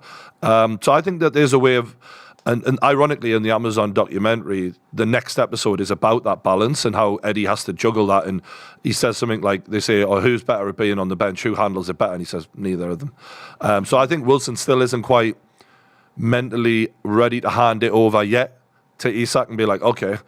So they're fighting. And like in that game against Villa, which is against the team who's going to challenge for top 6, Isak scores 2, Wilson scores 1. That's like what you want, right? Like, but I think Wilson could have been a great solution for these teams who, if you need a stopgap for Manchester United, Wilson would have been a great idea for them years ago. Would you sell him? No. No, I obviously I don't think we would. But if he played for Newcastle, Would you not have at Spurs? but Newcastle signed him when we were fighting relegation. Like, Man United weren't interested. He could have literally been in their squad whenever all of this shit had been happening, where you just need a striker for Rashford to play off of. Wilson would have been perfect for that. And I think, again, always looking for the big name transfers and that fancy foreigner is not always the best option. Was it the injury record that Wilson had that scared off big teams? Yeah, I think maybe. But again, once he hit the ground running for Newcastle, the evidence was there clearly. Yeah. I mean, he was he was starved of service, and he was still banging them in every other game. So he's clinical. I think he's a criminally underrated player. But yeah, I mean, at least he's in the England squad now. There's a criminally underrated player. Which one? Crouch. Crouch is. Love him. Yeah. Crouchy's got a podcast with his missus. It's quite funny. He's like, don't get married. You give the power over immediately. Oh.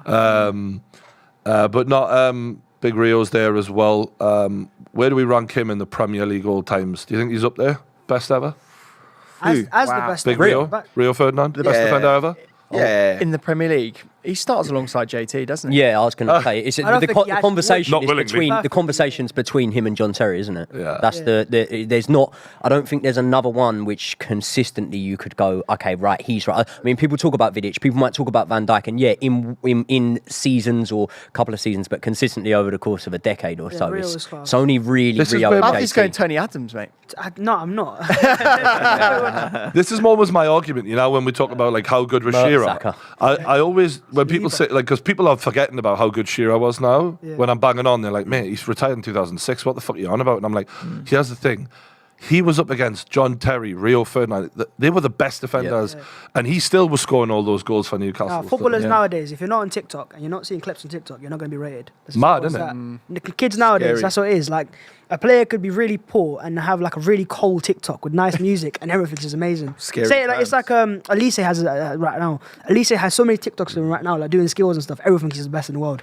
I couldn't imagine Alan Shearer on TikTok. Yeah. when I was a kid, yeah, this is like how weird things are when you're younger. When I was a kid, like really young, 5, 6 years old, my mum used to say, "Go to the barber's." I go, "No, I don't want my haircut." She'd go, "We get you the Alan Shearer," and I go, "Go on, yeah, I'll go get the Alan That's Shearer." hilarious. Every other kid was going, "Can I get the David Beckham, whatever haircut he was having?" I was just going, "Can I get the Alan Shearer, please?" And rate that, mate. We'll get you the Umbro boots to match. We're going to have a little half-time debate now because the question from the chat that we've selected, and keep your comments coming in, by the way. Don't forget you can do super chats and we will get onto them, is who is the most complete Premier League midfielder? What we saying, lads? Anyone who jumps out immediately?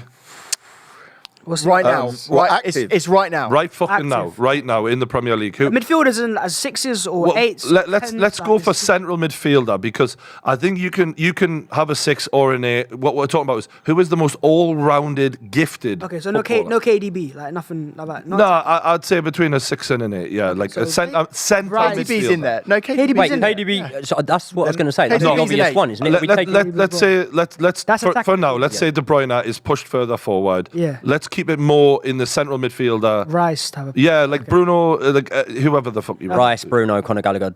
Those sort of, Conor Gallagher. those sort of ones, yeah. I like that. Is he a inclusion, mate. midfielder? Conor Gallagher. No, I he's don't know more what of he a is. 10, A workhorse, stuff, isn't it? Yeah, Okay, yeah, we've that's- established roughly. I still think he's a City player. I'm Rodri, that's the going answer. Rodri. I'm going Easy Rodri. answer, Rodri. Really? I'm going Rodri is Rodri. so good. I'm going Rodri Rodri. is so good. He's 'Cause too so good. So consistent as well. Like every game, 8 out of 10, and then he'll score goals. Champions League And his final. football IQ is just so That's the high. standard, bro. Rodri's like, and he's 26.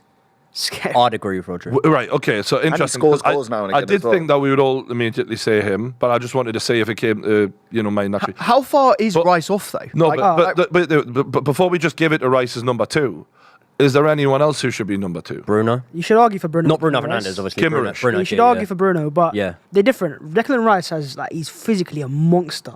And I don't think people realise this as much, but he's like, we saw it in the Community Shield against Bernardo Silva. He just hit the ball off him like he was a kid. And I was like, this is yeah. what you pay the money for, because he can make scenarios that are against him in his favour. And that's what you have. Like it's unfair at times. It's unfair advantage. He's an athlete, isn't What he? he doesn't have that Rodri has is the on the ball ability. Just to progress the ball, he's a bit too safe right now. But off the ball, he's up there as the best, one of the best in the league. I think he's better than and, Casemiro. off the and ball. he's 24, and he's got a lot of potential to grow. Yeah, he's Like, 24. And he's a leader, and I've met him behind the scenes as well. He's a very nice person. He's very you're calm, composed. It's like there's so much to like about him. All I want to see now is if you want to be Rodri, you got me show me the on the ball ability, and you can see it as well. He can shoot as well. We saw it in his first game against Forest. He can maybe hit the post a few times as well.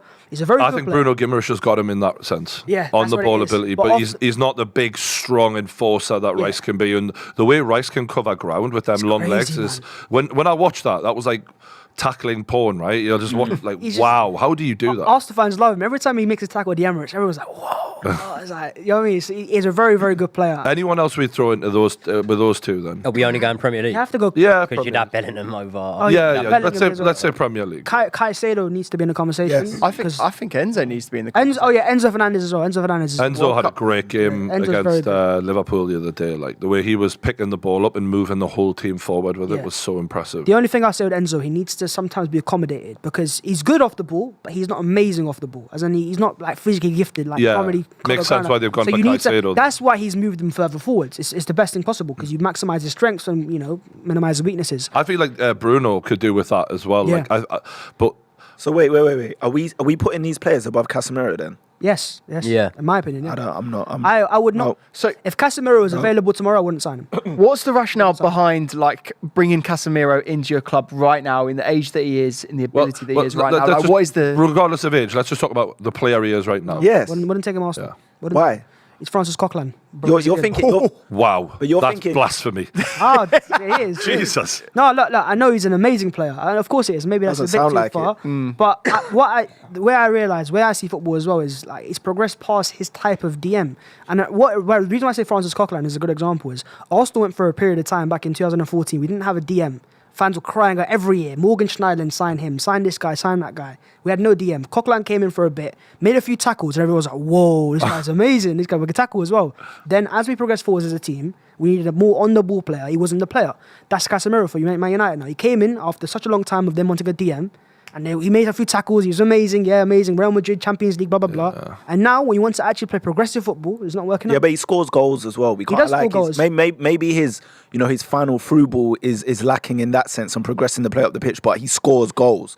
So he can do the defensive end of it, and he scores important goals, and he's played at the highest level. He's won multiple Champions Leagues. Like, it's almost disrespectful that we're putting, no offense, I love Declan Rice, but Declan Rice has never played a Champions League match in his life. Yeah, but and we're putting him up against people like Rodri, who's a treble winner. We're putting him up against Casemiro, who's a multiple Champions League winner. Okay. Like, they've played on the highest scale. They play their internationals as well, and we're doing this based off a player who's been leading a West Ham team, got a big money signing for Arsenal, and has played for England in a couple competitions. Declan Rice's, Like, what are we doing? Rice's really? impact at West Ham, if you put Casemiro in the same team, it wouldn't have anywhere Yeah, but you near can't say the that impact. because You know, Casemiro's had an impact in a Real Madrid Because team. Rice was doing everything for West Ham. He was progressing the ball. He was defending. He Yeah, was but getting, they're different levels, bro. You're talking about Casemiro- West Ham. You're Cas- like, he just won the flipping Europa Conference League. That's big for West Casemiro Ham. was... That's massive for West Yeah, but Ham. I'm I mean, saying we're talking about the players individually. winning trophies isn't easy, my friend. You shouldn't take it for granted. Yeah, but I'm You saying would know that more Casemiro than has anyone. lifted the Champions League Yes, with yes. big boy players. Yeah, And we're a talking lot of about players Declan have Rice. Champions Leagues. Yeah, but we're talking about Declan Rice, who in this position, who's lifted the Conference League. Like, they're worlds apart. Like, this is what I'm saying. Casemiro's resume obviously trumps Rice, but we're talking about the player in 2023. Who is a better player? Right now, Yes. Casemiro. Nah, the For me, I will. he's the reason Man United got finished where they even finished last And he's the season. reason why United he was won't the fight for a signing. title. Who was the signing that transformed it for them last season? Because before he got there, it was McTominay and Fred. Lisandro Martinez. That's all it was. No, it was Martinez. Okay, so you're saying Casemiro didn't make a role? He made impact, but he wasn't that player first for them. start. What? First start of the season when he started, Yeah. he was on fire, and then he got injured, I think, for a little bit. Or was it the? couple of red cards, mate, in there as well. Oh, was it red cards Yeah. as well? Yeah. A couple of things Yeah. happened, and he I was mean, away. But he was instrumental for Casemiro, them. for me, is the reason why United won't win a title or fight for a title. But maybe now, because like Jamie Carragher kind of pointed out, like, look at the time. Obviously, he's a good player.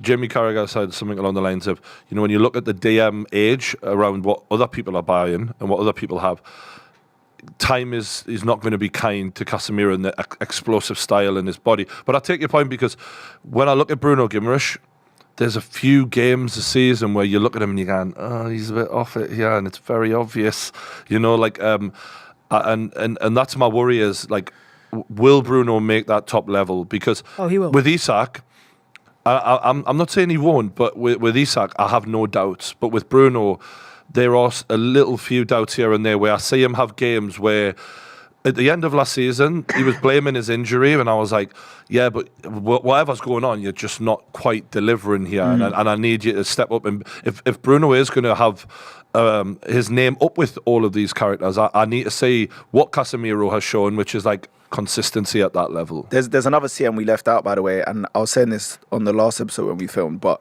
you're going to see Kovacic. a different level of Kovacic in this Man City Very team. good player. Because we were talking about Mahrez and Gundogan leaving, and obviously massive players, especially Ilkay Gundogan. But Kovacic, people are sleeping on him because he's a very talented player already. Pep is going to take him to the next level.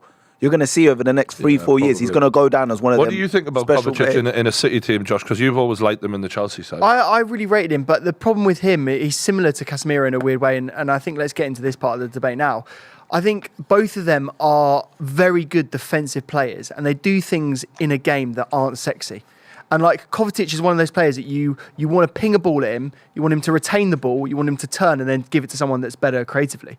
And that's why I loved him in a Chelsea team, because he enabled players to then go and do what they need to do going forward. And in the City team, like, I think he might be a little bit wasted in that perspective, because he's got quality all around him. Like, Rodri doesn't need a guy to retain the ball. Rodri can do that role. So I think, like, Kovacic has always been one of those players that is like a general. Like, you respect him, you know that he's going to give a 6 out of 10, 7 out of 10 performance every single game. You know what you're expecting. But he isn't going to score, the goals that you need to win leagues. He's just going to be there in the mix. And that's why, for me, I don't think he's anywhere near a Rice or a Rodri. I don't think he's anywhere near. But he's a good quality Premier League player. Push, you fucking prick. Penalty. Oh, no. Offside.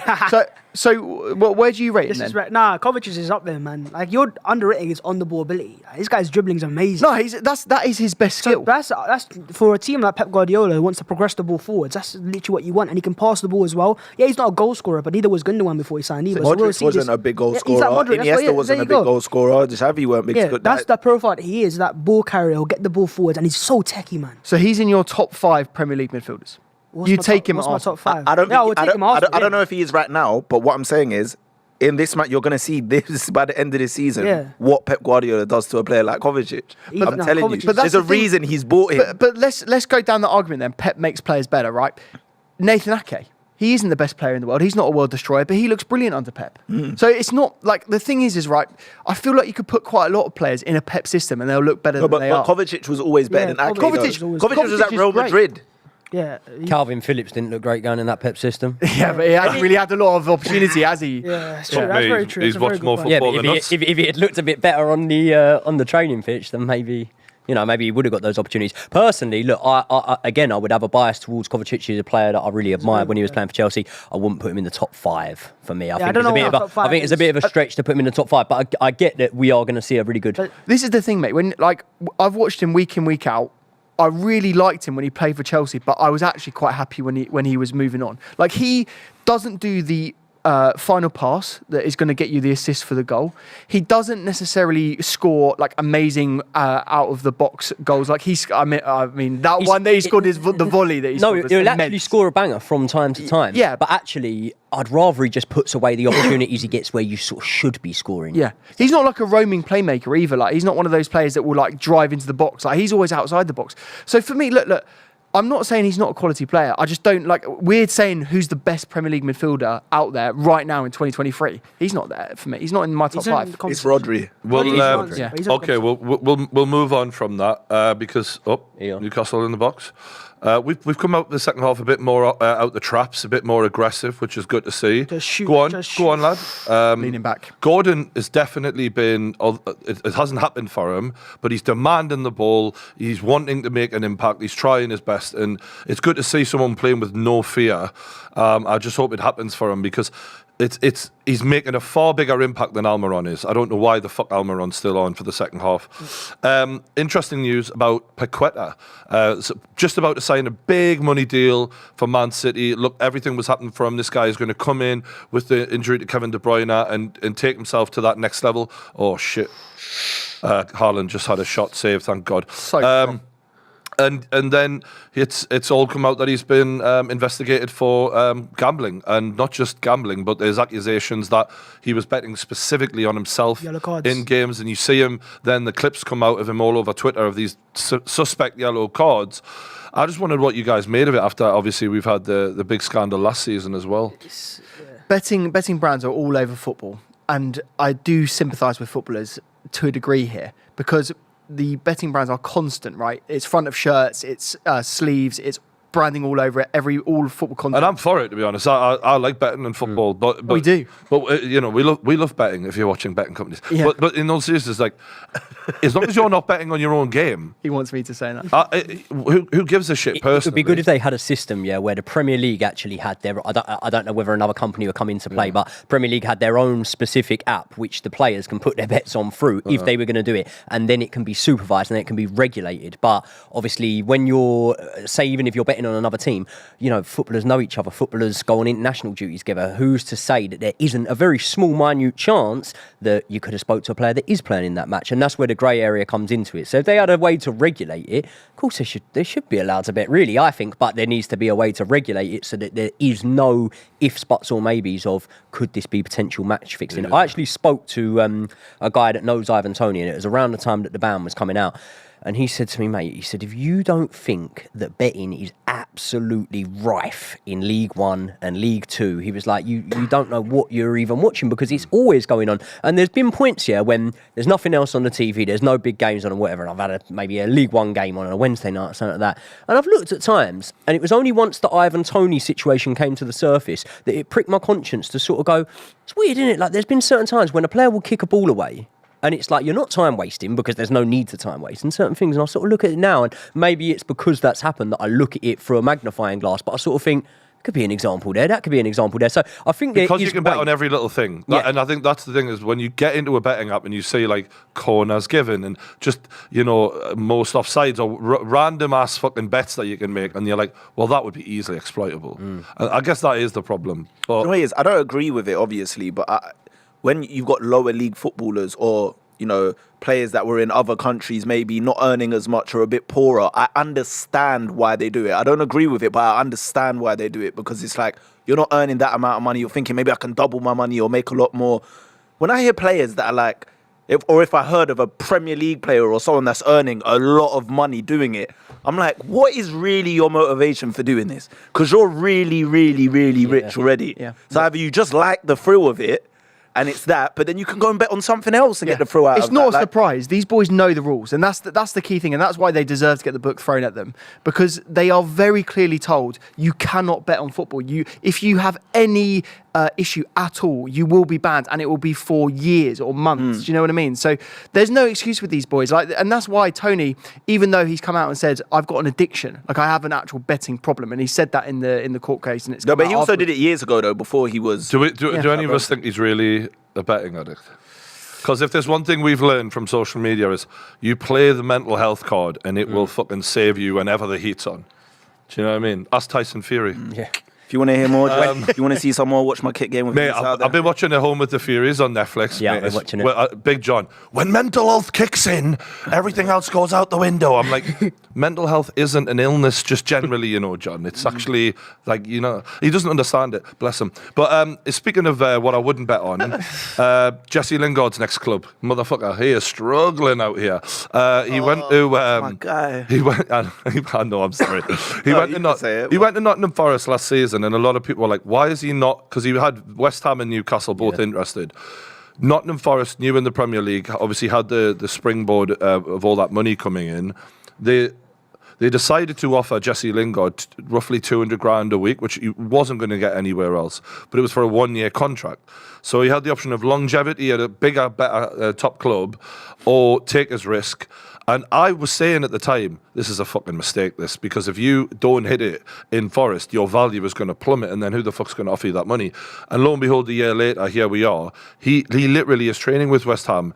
Where the fucking season's kicked off, no one's given him a deal. And if anything, he's been given quite a similar treatment to sort of Dele Alli gave, where everyone's like, no one wants to touch this guy right now because it's a lot of money with no end product. So what do we make of it? There's a lot of free agents about now, isn't Yeah. there? Like David De Gea is still a free agent. Not even Saudi Arabia have went, yeah, we'll give Jesse Lingard a shot. Yeah, it's That's crazy. mad. From the right? other side of it, going in, you could obviously look at the fact that if he was expecting to go there and tear it up, he puts himself back in the shop window. He's only on a 1-year contract, so whoever signs him, he's going to go to on a free, and then obviously the wages are going to be even more That's what he lucrative was because thinking. they haven't put a transfer fee down for him.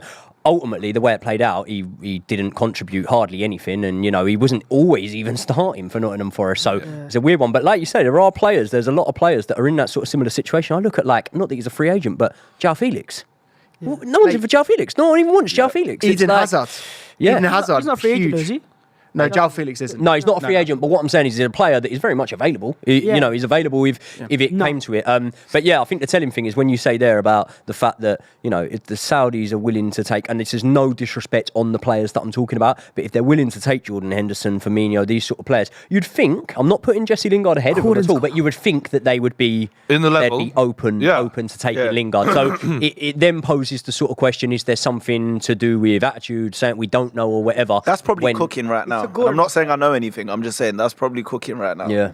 Oh, you can guarantee that Jesse Lingard's agents are asking everyone, do you know what I mean? But equally, it's embarrassing for Jesse Lingard right now. You were a player who recently was at Manchester United. You were linked with West Ham and Newcastle. You go for the money grab for Forest, and now you're sitting on the sidelines watching football as the Premier League season's kicked off. Like, there's been a lot of things said about Jesse Lingard and the level he could be at, but he had a great half a season at West Ham. Yeah. And that was a moment where you were like, wow, this is him at his absolute best. And when he went to Forest, it just didn't happen for him at all. So, and the irony is, if he had have took the contract at West Ham, still be there. he would have won a European trophy last season. Yeah. If he had have gone to Newcastle, he would have had a top 4 finish and an absolutely brilliant season, one of the best in that club's recent history for the last 2 decades or so. This is one of the few examples where chasing the money backfires, and it has backfired in a big way, because his career is clearly at the Premier League top level. It's finished now. You think so? Jesse Lingard is finished now. How old is he now? If the Premier League season is kicked off and Jesse Lingard isn't in a team, I think he's as good as done. It is finished because we're talking about his wages here. The only one that just sort of comes into my head there is Luton have just signed Ross Barkley. I'm not saying Jesse Lingard's going to go there, but you know, I'm thinking, I was sort of scratching my head and thinking, what teams might take a Jesse Lingard? I mean, if they could afford the wages, maybe a Luton or someone like that. Yeah, I don't think he's finished. I think that's more the problem. I think it's the wages. Like he would have to take a cut in the wages, and that can be. Do you know what's funny? But Do you know what's funny? The 200 grand he made at Forest, instead of taking 100 grand a week at a Newcastle or West Ham, he's actually going to end up losing all that extra by taking the massive wage cut, and it probably would have evened out. And he'll end up at a club he doesn't even want to be at, that he's not, that isn't in his mind on the level of what he is. So I don't know. I just think he's handled this whole thing. Yeah, I don't think it's finished. But the big clubs are getting smarter. Even the mid-table teams are getting smarter. Brighton make so many signings. Like they'll actually, rather than going and signing a big name Lingard, they'll go into like Germany and find some player out of there, or Brazil. So I think that's the issue with like that type of profile. There's a lot of value out there. Yeah, there's too many good scouts nowadays. You know, Brighton obviously showed everyone that. But crazy sub, by the way. He took off Gordon for Bonds. And Joel Linton's just gone off injured, holding his hamstring. Yeah, we've brought on Sean Longstaff. I mean, I love Joe Linton, but out of the 3 midfielders, he might be the one I'd rather have come off out than Tonali and Bruno. But look, this game is not going according to plan. The ferocity, the aggression has kicked up a level in the second half, but we look sloppy. We're getting outplayed, and we're just technically not on the level. And I think little things like that, where you're seeing Bruno Guimaraes commit silly little fouls. Kovacic just dribbled around. When you say it's not going to plan, though, if you look at the bigger picture, even if you do lose this game, Arsenal lost home and away to Man City last season. They finished second. Man United got pumped by Man City last season in one of the games. Chelsea lost home and away to Man City. All right, we finished 12th. But even if you were to lose 1-0, in the bigger picture, it's not the end of the world, is it? The only team that needs to beat Man City is Arsenal. To win a title, you need to beat the best team, and if we want to win a title this year, we have to beat these. Yeah, but it's more of a test for Newcastle. Haaland's through. What? Yes, good tackle. There's a goal kick as well. Is that Shaw? Yes, Fabian Shaw. Very good. The reason I'm frustrated is we're not threatening the goal anywhere near enough for a team that just played a few days ago. I thought we'd be far more threatening in front of goal. I think there's just been a bare minimum of attacking options here. Yeah, I would be annoyed if, if City were to make a 2-0, then you just start making all these chances because you're playing with more freedom. Because you are showing too much respect right now, especially going forwards, not shooting enough and wasting too much opportunities. City are such fannies, man. Fucking get up, you fucking soft. Oh, honestly. Fuck me. They don't look like they're playing in top gear, Man City. They're not, but they don't start seasons well. They never. That's exactly why I thought today was a possibility. Right, come on, attack the fuckers. But Brian, Almiron's still on. Use your fucking brain, you fucking bird. Get him Oh my off. God, Almiron is fucking shite. Why is he You still on the fucking pitch? useless He's tracking cunt. back. He's tracking back. Why did you take? Oh my God, mate! We're literally we're playing a championship level player because he had half a fucking season where he was good. I can't. Why did you take off If Gordon? we fucking put his brain in a bird, it would fly backwards. He's fucking so thick. He's the dumbest footballer. Fucking. The only reason why he would score goals is because he wasn't thinking about it. Like he's. When he got that ball there, you've got one man, run at him, commit him, do something, and instead. He looked No, unplayable. but also he had the option on there in the Mate, overlap as well. How are you a professional Premier League footballer as a winger and don't know what to do in that scenario? It shouldn't matter that it's Man City there. At that time, you've got one man in front of you. It doesn't matter who the fuck you're playing. You've got to have a system in place where you know exactly what you're doing there, and that was just so dumb, man. Come off the fence. What do you really think of him? Oh. Who are you bringing on now, Brian, to replace him? Because you've brought on Barnes already. Callum Wilson. We put Callum Wilson up front and we move Isak on the wide. That's the beauty of Isak, to be fair. He can play pretty much anywhere. You across missed the out on a pitch. top player that went to Villa, Musa Diaby. Would have been perfect for your team. Mate, we wanted him. We wanted I him. can see why. We wanted him, but we couldn't afford him, basically. And they've actually got a bit of money.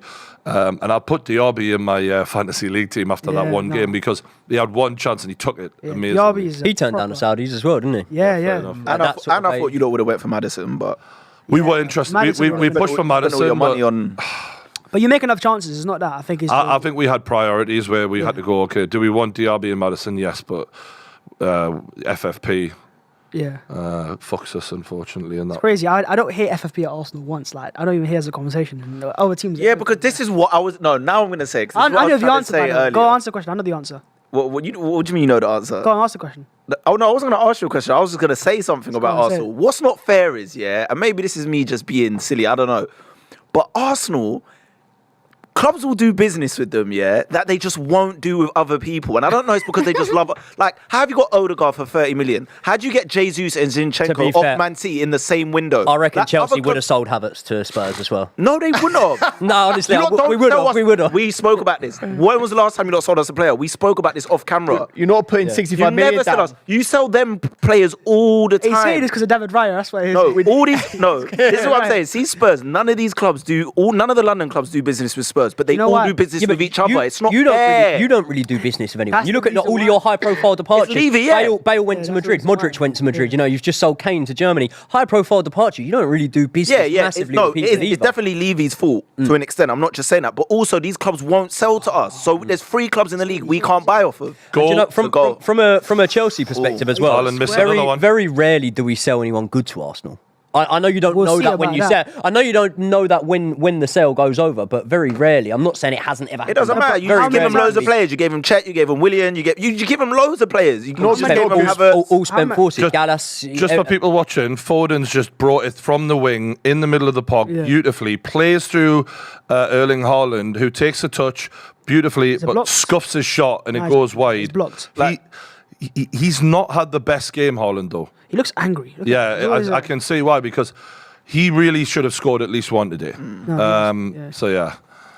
But yeah, that's basically what I was saying. I'm just saying, like who Man City barely even tell you sell what. players. Who gets 2 Man City players in the This- same this window? is- Then they go on to almost take the title off you. Yeah, no, idiots. Why did you sell them players? No, I think it's because Arsenal's like board has done very well to build networks everywhere. And it's like keep a good connection with everyone as well. So as long as you keep it respectful and you don't like, that's why with Chelsea, teams know they can take money off you because they know that eventually you're just gonna pay it. We've taken money Yeah. off you though this summer, haven't we? Yeah, no, of course, You know? but no, I'm talking about like the £100 million Yeah, yeah. signings. They just know you at the start of the window, no one paid 115 for Caicedo. You've been crazy, right?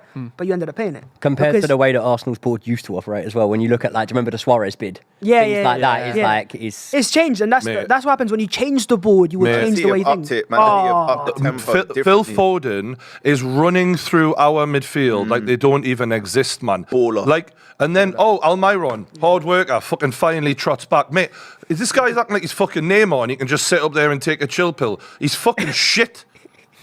Right. Matt, to touch on what you were composure, saying you're as in the well game, about you're in the building game. relationships with people as well. It's true, isn't it? Because whether we would like to think it or not, these people aren't really football people the way we are in terms of the passion we have for it and stuff like that. So although we might think it's a rival, they don't really think like that. They think, oh yeah, I've had some good conversations with him on the phone and he's You've easy got to deal with and whatever. yeah. And that is the way that... It's I scratch your back, you scratch mine. That's kind Yeah. of what it is. It's all one-sided, and eventually you're gonna have bad relationships. Question for Babs, because obviously I haven't seen you since the Premier League kicked off. How confident are you in Arsenal this season? Where have you got them finishing? I'm confident. I'm always confident in Arsenal because I can see what we're doing. I can see a plan. I can see everything's working in the thing. My only fear is Man City, and not Man City now. Man City April. I saw it last year. Do you think you can hang in there with them throughout the whole season? we're better equipped for sure? In the sense Even of with Champions League? Even with Champions League, yeah, because we've got depth now. We've got a lot on, of depth, Almighty. we've got a massive squad, and that's going to work in our favour. Timber's injured. Go on, Timber's injuries shoot your help. fucker! Oh, what the fuck is that, man? Oh my! That's what I was talking about Bruno. He thinks he's the best player in the world. No, you can't cast Bruno. You can't do. You were just saying he you was can the do top Almiron, five. but not Bruno. No, earlier on when we were talking about Premier League midfielders, though, he has these moments where you go, you have to eliminate that from your Maybe game. it's a Bruno You want to have your fancy haircuts, you better fucking play fancy. Wilson on, Isak off. What? I don't Yeah. think It's because that's it's 1-0. That's why. I don't think that's that big of a deal, though. Yeah. At 1-0. Tonali off and all. As well. Yeah, I think we're looking for energy in the game, to be honest with you. Yeah. Who's coming on Who's for him? coming on? And also remember, Elliot Anderson. Elliot Anderson, supposedly a really good young kid. So from what I've seen of him, he looks good. But You're at still this in level, game, man. at this level against Man City, fuck knows what this is going to look like. Well, I think I still. Sorry to cut you Almiron off. equaliser. That's why. Just on the Arsenal thing, I Yes. still think that number 9 situation Yeah. is a problem. It's not.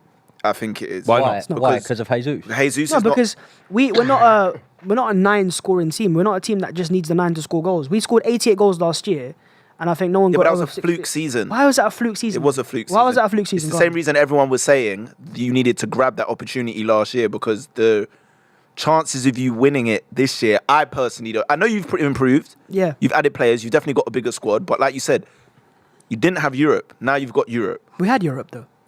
You didn't though. We had Europe. You didn't. We got to the last You 16 of the didn't though. Europa League. No, but you didn't though. If we this get is knocked out- Champions League. you're Like, you're you- expected to go deep now. You're not we are. putting out. like, You're this not is the putting out the Champions same League. 11. Yeah, like No, we're now, not. now. We're not. League as you'd have put But that in that's your why Europa. we've now got a bigger squad, and also Mikel Arteta has made more changes as well. He saw it against Nottingham Forest. He dropped Gabriel and he put in Partey right back. He will make more changes this year because he's going to try to utilize that squad. He sees last year. People talk about it being a fluke. It wasn't a fluke. Maybe you want to see it that way, or you want to see it that way. It's differently. But I think what Arsenal played is a sustainable style of football. But the team having 11 players fit all season wasn't sustainable. Yeah, but there's So other what's factors around it though. so Like what the you fact now- that other teams were in transitions, other teams weren't as good. Other Like, teams- you pounced on an opportunity as well. Like it No, wasn't but- just like. no, but when- remember, you jumped from 5th to challenging The for a second- title. Yeah, but it's every year under Arteta we've jumped up a couple positions, 2-3 positions. So it's like it was. No, you always- haven't. We have we went from 8th to 5th. No, you went 8th, And twice. then no, of 5th. course, but in his first full year, I'm talking about. First Then full 8th, 5th to 8th, second. No, so The his se- first 5th full to year second was was 8th. the real jump. First full year was 8th, then it was 5th, and then it was. Oh, fuck. Does it worry, without like trying to even banter at all, does it worry you that there is that perception that 2 years running you've been in positions where you literally, it was in your hands, you needed to get something over the line in terms of when you talk about securing that top 4 spot, securing the title, and both years it's been perceived that you have sort of bottled it a little bit. Would that worry you going forward? So if you were to build up a lead over Man City this season or whatever, Yeah. would that be in your mind? Because if it was my club, that would be in my head. I'd be thinking, Yeah, it'd be in my mind, but I think it can make you the ultimate character. It can make you like as powerful as you need to be. And also, this is what Mikel Arteta has done very well: is he's gone for players that are just cool. Like that's what David Raya has over Ramsdale. He's just a cool man. He's calm, composed, and that will be so useful in like April, May, those big games now. You don't got Ramsdale screaming. You've got if you're gonna start Raya instead, a keeper that's calm, composed. Havertz is very nonchalant. You don't see him panicking too much. He always knows what he's kind of doing. Rice is the same as well, and obviously Timber would have been the same. So he's gone. He knows the characters that are gonna work, and also Saka. Look how he started the season. That guy's got a point to prove. He wants to prove to everyone that last it wasn't a fluke, like certain man was saying right now. In terms of like, I think you have a similar mental battle that Newcastle have, but obviously on a higher level and more pressure. In that we've never done what we need to do before. And Arsenal, the same, obviously qualifying for the Champions League is one thing, but you can do that while still not reaching your maximum potential. And you could argue maybe Arsenal didn't, considering how long they led the Premier League last season. So I think that for me, more so than even looking at Arsenal's technical ability, because that's just not even up for debate now. That's the mental issue that I'm looking to see if they'll answer that question earlier on in the season. Newcastle are 2-1. Oh, you please, can't. please, No, come on. no. Oh, Callum Wilson's he's fucked ruined it it. right up. You fucking. Oh, I was just singing your praises. Oh, Good shot, fuck off, though. man. Fuck off. Good shot by Do you know Vance. what? Fuck off. That was such When a great when Liverpool pushed Man City really, really close that season, we could have posed the same questions to them. We could have said, "You've gone so close that is there going to be a mental hangover and a come down the next season?" And look, I know it was a lockdown season. Yeah. And you put a bit of an asterisk on it, but they did. They came again the next season. We've and not won it, started this season on fire like last year. I'll tell you that for a fact. We're not perfect, but last year we started. I was like, "Ooh, we're going to win most of our first games." You Right nearly now- let Nottingham Forest back in the Yeah, game. exactly. Right? So we're not perfect right now. We have got a few flaws in our game, but that's because Mikel's changing a lot. He's trying to learn as much as possible. But I'm not looking at the start of the year as where it will decide Arsenal as a title charge. It'll be April, because I think we'll be thereabouts. But it's then in those months there, like we saw last year. That's where Arsenal bottled the league, right? So if you can change that this year, that's the. Just for those at home, while I was screaming my head off, just to explain what happened there. Of all the people, Rodri gives the ball away. Yeah. One defender behind him, 2 Newcastle's players in attack. Not what you expect from him. Newcastle have really been getting frustrated in this game. A lot of silly fouls being given away.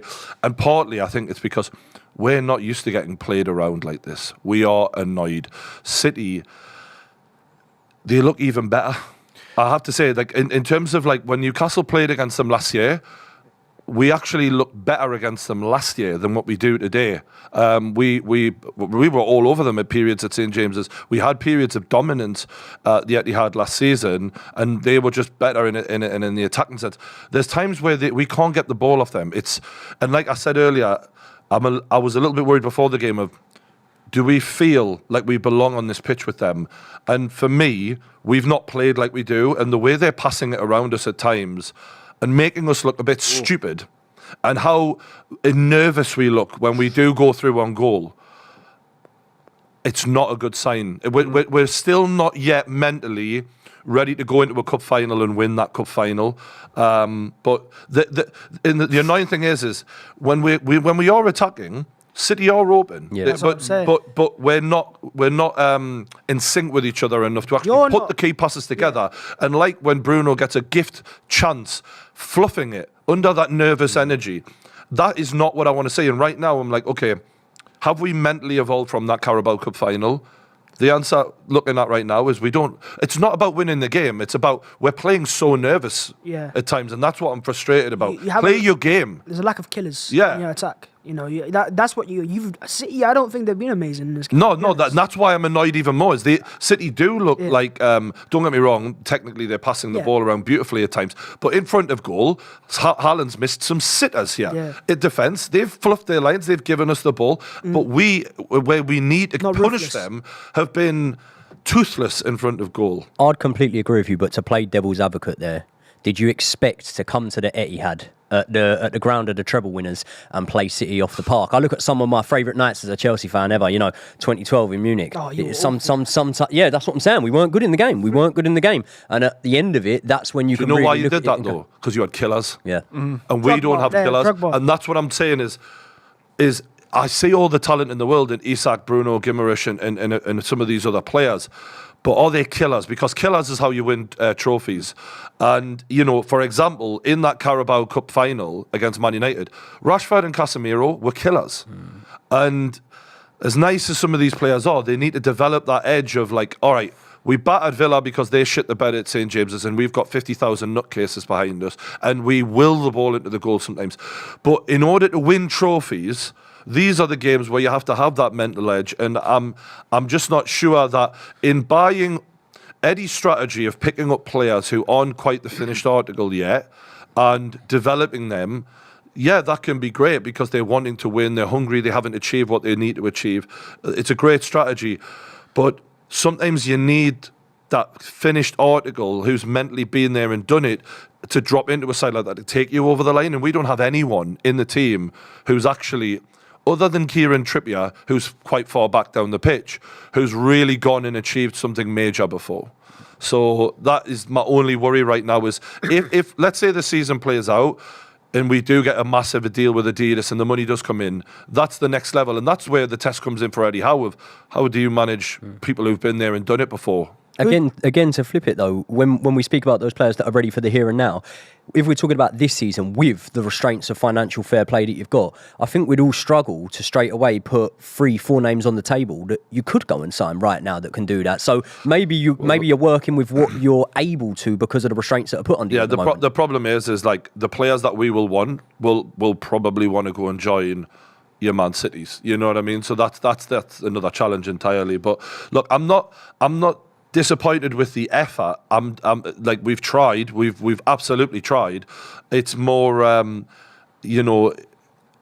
I think we could have got something from this game, Yeah, and not that's over yet. why I'm It's not frustrated. over yet. It's If not I had a bet on Newcastle to get a point in It'll this be like game, 10 which I minutes may or later may as not well. have, then I'll You see, right I'll now, still come be, on, man. Fuck me, man. It's not over yet. There's Yeah, loads of time. You they'll can be like, still yeah. equalise. It just, you know what it is, Craig? It feels over I know, I because get you. because when The you're watching performance, yeah. countless opportunities come and go, and the lack of cutting edge and killer instinct. Oh, that's There we go. nice. There we go.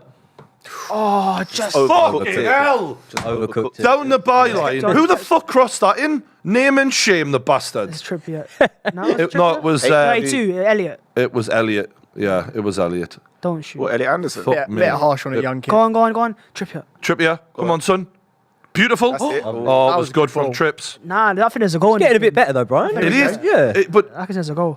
with how City are playing, Trying to whip it in. there's a goal there, Yeah. and Yeah. you just need that level of what the fuck. Oh no. Yeah, when you talk about City's form early on in the season, when you talk about the fact that Haaland's sort of been misfiring to an extent in this We're match, seeing this is sort of an opportunity to go and If we get got a point, to draw, go and get- to me, a draw at the Etihad is like a win because it's everyone good. else is getting slaughtered. Yeah. So if we can pick that up, it's like one of those points where you're like, okay, right can, now, though. it's a couple of steps backwards in officially in the league table, but in reality, as the season ends, it'll be a fucking 3-pointer. The state of that, man. What was that about? Fucking hell. Can we just once again talk about how see with Man City how massive in stature their team actually is now compared to all the other teams that Pep's had in the past. Bro. They were all miniature like players that were good with the ball at their feet. These are like mammoths now, these players. Mate, watching Like, even Kyle whipping- Walker is so annoying. Like, I'm literally getting annoyed at how good this man is. Yeah, I think their smallest player is Foden, isn't it? 5 for 7. Yeah, they're all massive. you Like pull look that at check all for us, look at yeah. all their defenders. All the centre backs, even Haaland, they're massive. So when you try and whip balls in the box now, they deal with it. Yeah, it's not even like we can just route one it and fucking big Sam Allardyce for weight or something. Like it's they're giants. They've and got they're Diaz, technical. Kanji. They're all massive. Yeah, now. we're trying something similar as well. I love the fact that it's Almiron versus think Arsenal Grealish, and plays Grealish 5'9" or just something like that. snaps him. Oh, is it? Yeah. I want to ask Babs, if you think, like, obviously there's two parts to you winning the league, right? You've got to be amazing. You've got to go to the next level, but also City have got to be worse. Yeah. Do you not think? So how do you think that City are gonna go backwards this season? I look at it, they've lost output. You know, the amount of important goals Gundogan scored last year, that's not there anymore. And Kovacic isn't going to score as many goals anyways. So they've lost output there. Riyad Mahrez is the second highest assist player. He's gone as well now. You don't think Pep's prepared for that though? No, I think they are, but I don't think they've signed enough players to just Stupid replace the output naturally, unless Foden steps up as well. So they can step up, but those are players that turn up in very important moments, and Gundogan losing him is not as simple as it just seems to just replace him, because he scored so many important goals. Yeah, he did. And that it come natural to him as well, because he's done it for many years before that. KDB's not there for 4 months as well. Do you not just think that they will replace Mahrez With who? and Gundogan? Like they'll get players. Whoever they sign, unless they get ready-made player, because they're going for players like Doku and stuff, and they're not ready-made.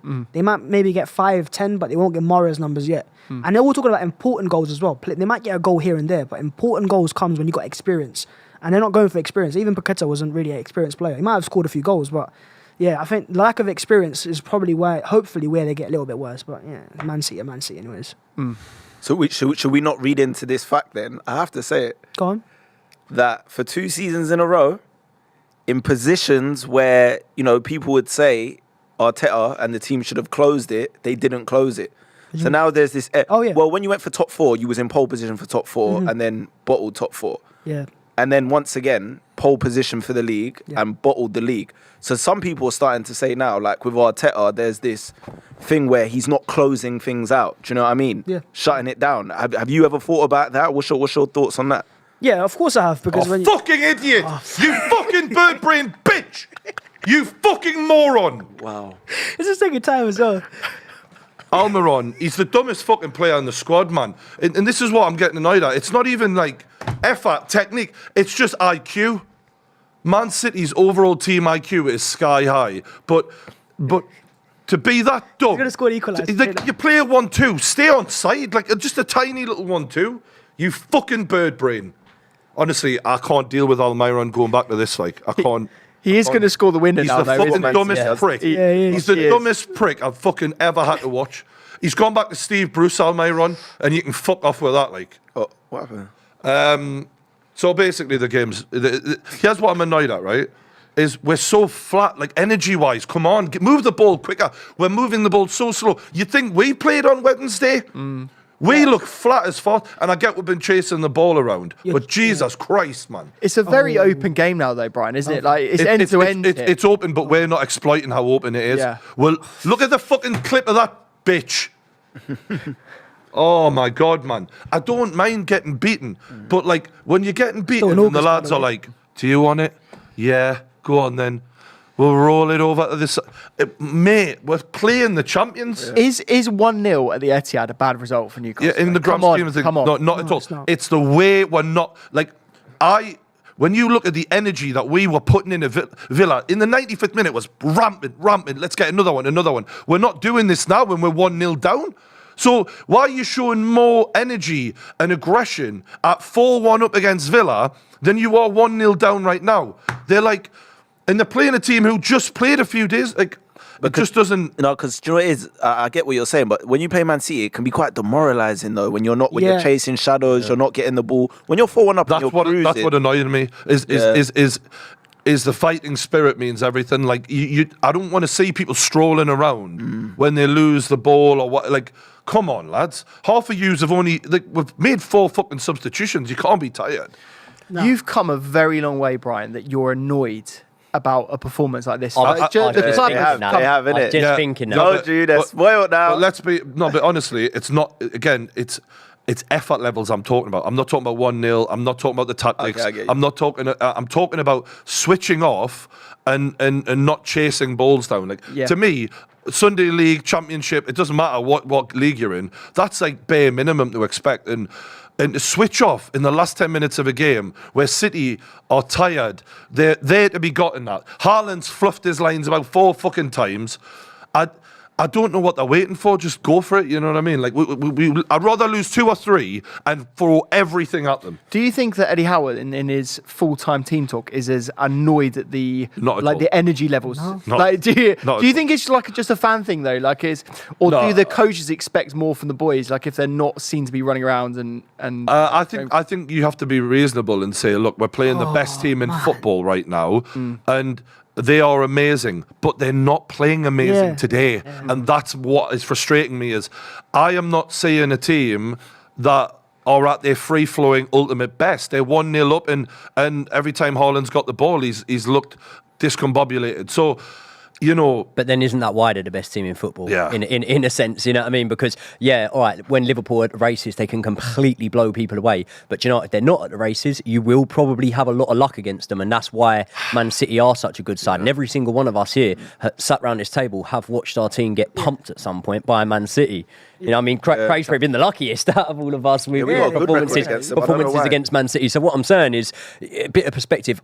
If you were playing Man United again, I know it's giving you flashbacks of that cup final. It really is. That again is an attitude thing because you look, what was it, a couple of weeks later, you beat them. So Yeah. you clearly have the talent and the ability to do it. That's what proved it was a mental issue. Yeah. When we didn't just beat them at St James's, we annihilated them. And we were probably the better team in the Carabao Cup, but it was the mental edge. They had more killers than we did. And I just think you'd be saying this more concerned if you were playing Man United in this match, Chelsea in this match, or Spurs in this match. But I do think against Man City, you can sort of you can have a little bit of leeway Yeah, about the it. scoreline is fine. I'm not complaining about the scoreline. effort. It's that lack of impetus to go fuck me, let's get right at them because they're clearly having an off day and we're letting them get away with it. Yeah. And not just Newcastle fans should be annoyed at us.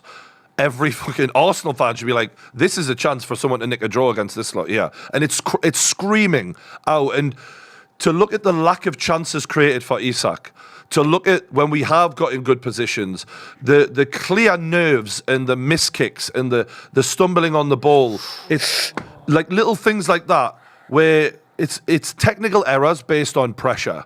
And I get it's Man City and that is going to play a role, but I want us to be as consistent as humanly possible in game to game of achieving what our level is. And for me, it's no good overperforming against Villa and then underperforming against Man City. And I know that it's not, this isn't like a let's worry about the season falling to bits at all. I'm just wanting us to maintain our levels in each game and try and achieve as best as we can. Do you think managers at this point in the season or at any point ever actually think about goal difference as well? When you're playing a team like Man City, you know how the teams in the relegation battle, they'll think, right, we're going to City, let's make sure we don't ship 3-4. And when you look at the tightness for the top four this season, the competitive that we perceive it to be in, you know, do you think there's any chance there that Newcastle think, okay, well, maybe we won't go for it as much because it's unlikely? I think keeping it to 1-0 against City is a bit of an achievement, actually. Yeah. But your game plan hasn't been to set up two banks of four. Oh, Livermento's Here he coming on. comes. Brilliant. This would be good to see him come on. Trippier. Where's he? Yeah, is he going to come on for trips? Nope. Who's that? No. Almiron, no? Almiron's off. Wow, he could be going in a right wing position. This would be very interesting to see because Livermento did play there in a right wing position for the Chelsea Academy. Yeah. So it'd be interesting to see. I mean, where he at this slots in here. point, anything would be better than Almiron because he's been fucking useless today. But look, I don't want to act like I'm coming down. Like I know I'm going crazy right now because I'm in the heat of the moment. But I don't think that this is like a shockingly bad performance. I just think it's not at the best level that we're capable of, and that's all I'm frustrated by. But yeah, I mean, I just think Man City, it's the best time to play them at this time in the season. We've got them. Craig, I want to talk to you about Harry Kane. Yeah, let's go. He's your guy. He's Love him. your Alan Shearer. Yeah, love him. You've always said you wanted him to get a move away to Yeah. achieve what he's capable of because you don't think it's worth his time at Spurs. He's now done that. He's hit the ground running at Bayern. What was it like for you watching Harry Kane score in a Bayern Munich shirt? This is going to sound so mad, but I was so happy for him. I was actually happy. Are you Because- kind of like a Bayern Munich fan now, like second team? Yeah, kind of, yeah. I want him to do well. Do you know what it is? Like, I would have been more upset if I didn't watch the game live. I went and checked the highlights. I was keeping updates on my phone. I was out. But I would have been upset if the full-time whistle blew and he didn't score. Because I know there's people that still don't want him to do well. I've seen a few people jump ship. Arsenal fans, Chelsea fans, since he's left, they're like, Kane's such a good player. I really like him. What a guy. But when he was pulling on the Spurs shirt, they were like, oh, he's not all that. He's not world class. Now they feel comfortable to say it because he's not a Spurs player anymore, which is just fake as fuck. It's called rivalry, bro. Huh? It's called Yeah, but I have rivalries. I can tell you right now to No, your I'm face, not- Martin Odegaard is a baller. Yeah. Because sometimes Give me some more of that, please. you cannot lie to yourself and deny reality. If you Yeah. respect football, you I just rate- have to be honest. I rate And that's what I am. I don't care if there's rival players. Like, there were people that would just not give Harry Kane his props purely because he played for Spurs, which is Yeah. just weird to me. He scored all the goals. He captains his country. Like, do you know what I mean? You have to just give him his props. Obviously, he's lacking a trophy, but he plays for Spurs. Like, it's more impressive that he scored these goals and he plays for Spurs than playing for a big team. As an opposition rival fan, I've always wanted Kane to do well, to be fair. But it's just like, yeah, I wouldn't want to see him win it in a Spurs shirt. Maybe. course. But it's like, you know, at the course. same time, it's like my pre-season predictions before it looked like he was going to get the move, I'd backed him to score more than Haaland this season. Yeah. So I think everyone sort of knows the quality that he's got. I But think he's do you gone. know what I would like to know from a Tottenham perspective, yeah? Go on. You see, for Harry Kane, boyhood Tottenham fan, grown up, he is everything that Technically you know, wasn't, but- technically not, but we know how he's grown into it and whatnot. He's everything that the club is.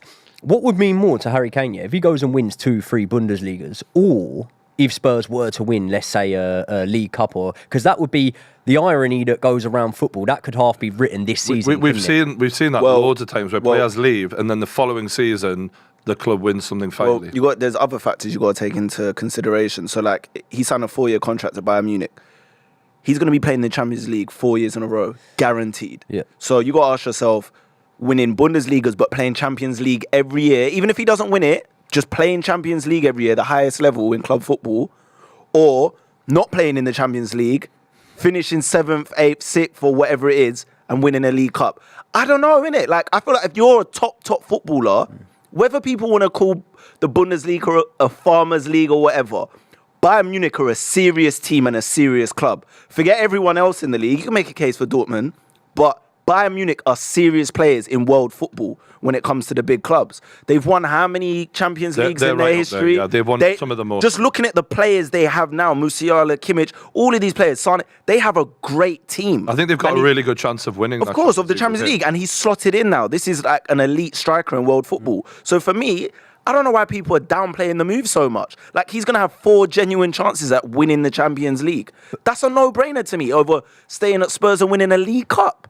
What are we talking about here? Kane wants to be one of the best players in the world. You can't win a League Cup and then satisfy people and go, oh, well, you know, he was loyal to his club and he's still one of the... No. But you've also got the individual goal record to bring into it. So save with your emotional don't connection mean anything. to the If club. I'm him, it doesn't mean anything to me. And I know it does to him, but it doesn't mean... Well, clearly it doesn't mean as much as people thought it did because he's left. To me, that doesn't mean much because records, and I've said this on the kickoff before, records are made to be broken.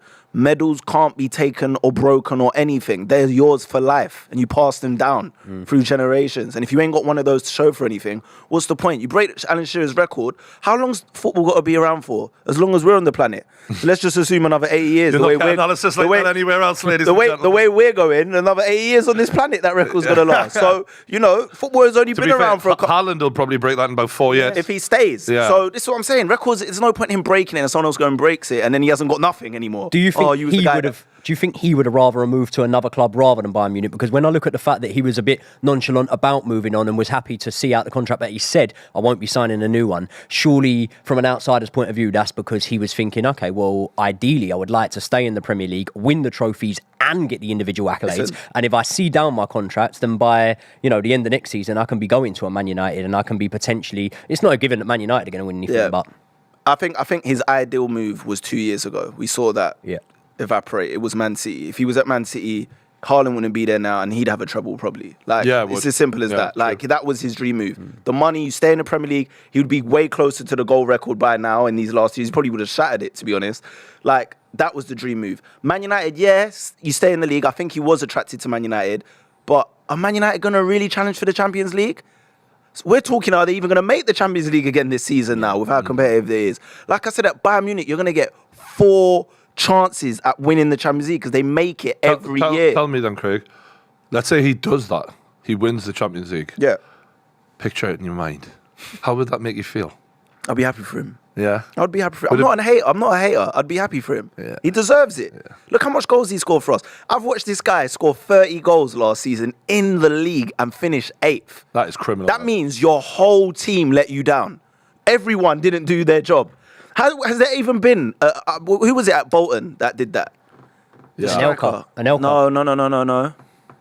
What was his name? Well, I was trying to think of one there, and it was Andy Johnson the season that Palace got relegated. He got 20 league goals, didn't he? Yeah, but 20. Who's hit 30 and finished 8th? I think Shearer's the only one who's had similar sort of situations where finished mid-table. That's never going to happen at Bayern Munich. Yeah. At Bayern Munich, he's got serious players behind him, like top class players. Not Eric Dyer, Davison Sanchez, Ben Davis. Lovely guys. Love all of them, met all of them. But let's just keep it real. Like shooting himself right in the foot. No, but like, we're talking strictly football here, and the proof's in the pudding. These guys do not perform. He's sick of them. That's why he left. Yeah. He was desperate to get out of there. Even if it's Bayern Munich, he was desperate to get out of there. And he scored a goal already, and he's going to do bits over there. Like, and the Champions League final this season at Wembley, Spurs' old home in a way, you know what I mean? It'd be poetic, couldn't it? That would be crazy. I didn't even think of that. Is the Champions League final at Wembley? Scores the winner in the final against Arsenal. That's it. I just want Bayern Munich to deal with Arsenal. That's what I want.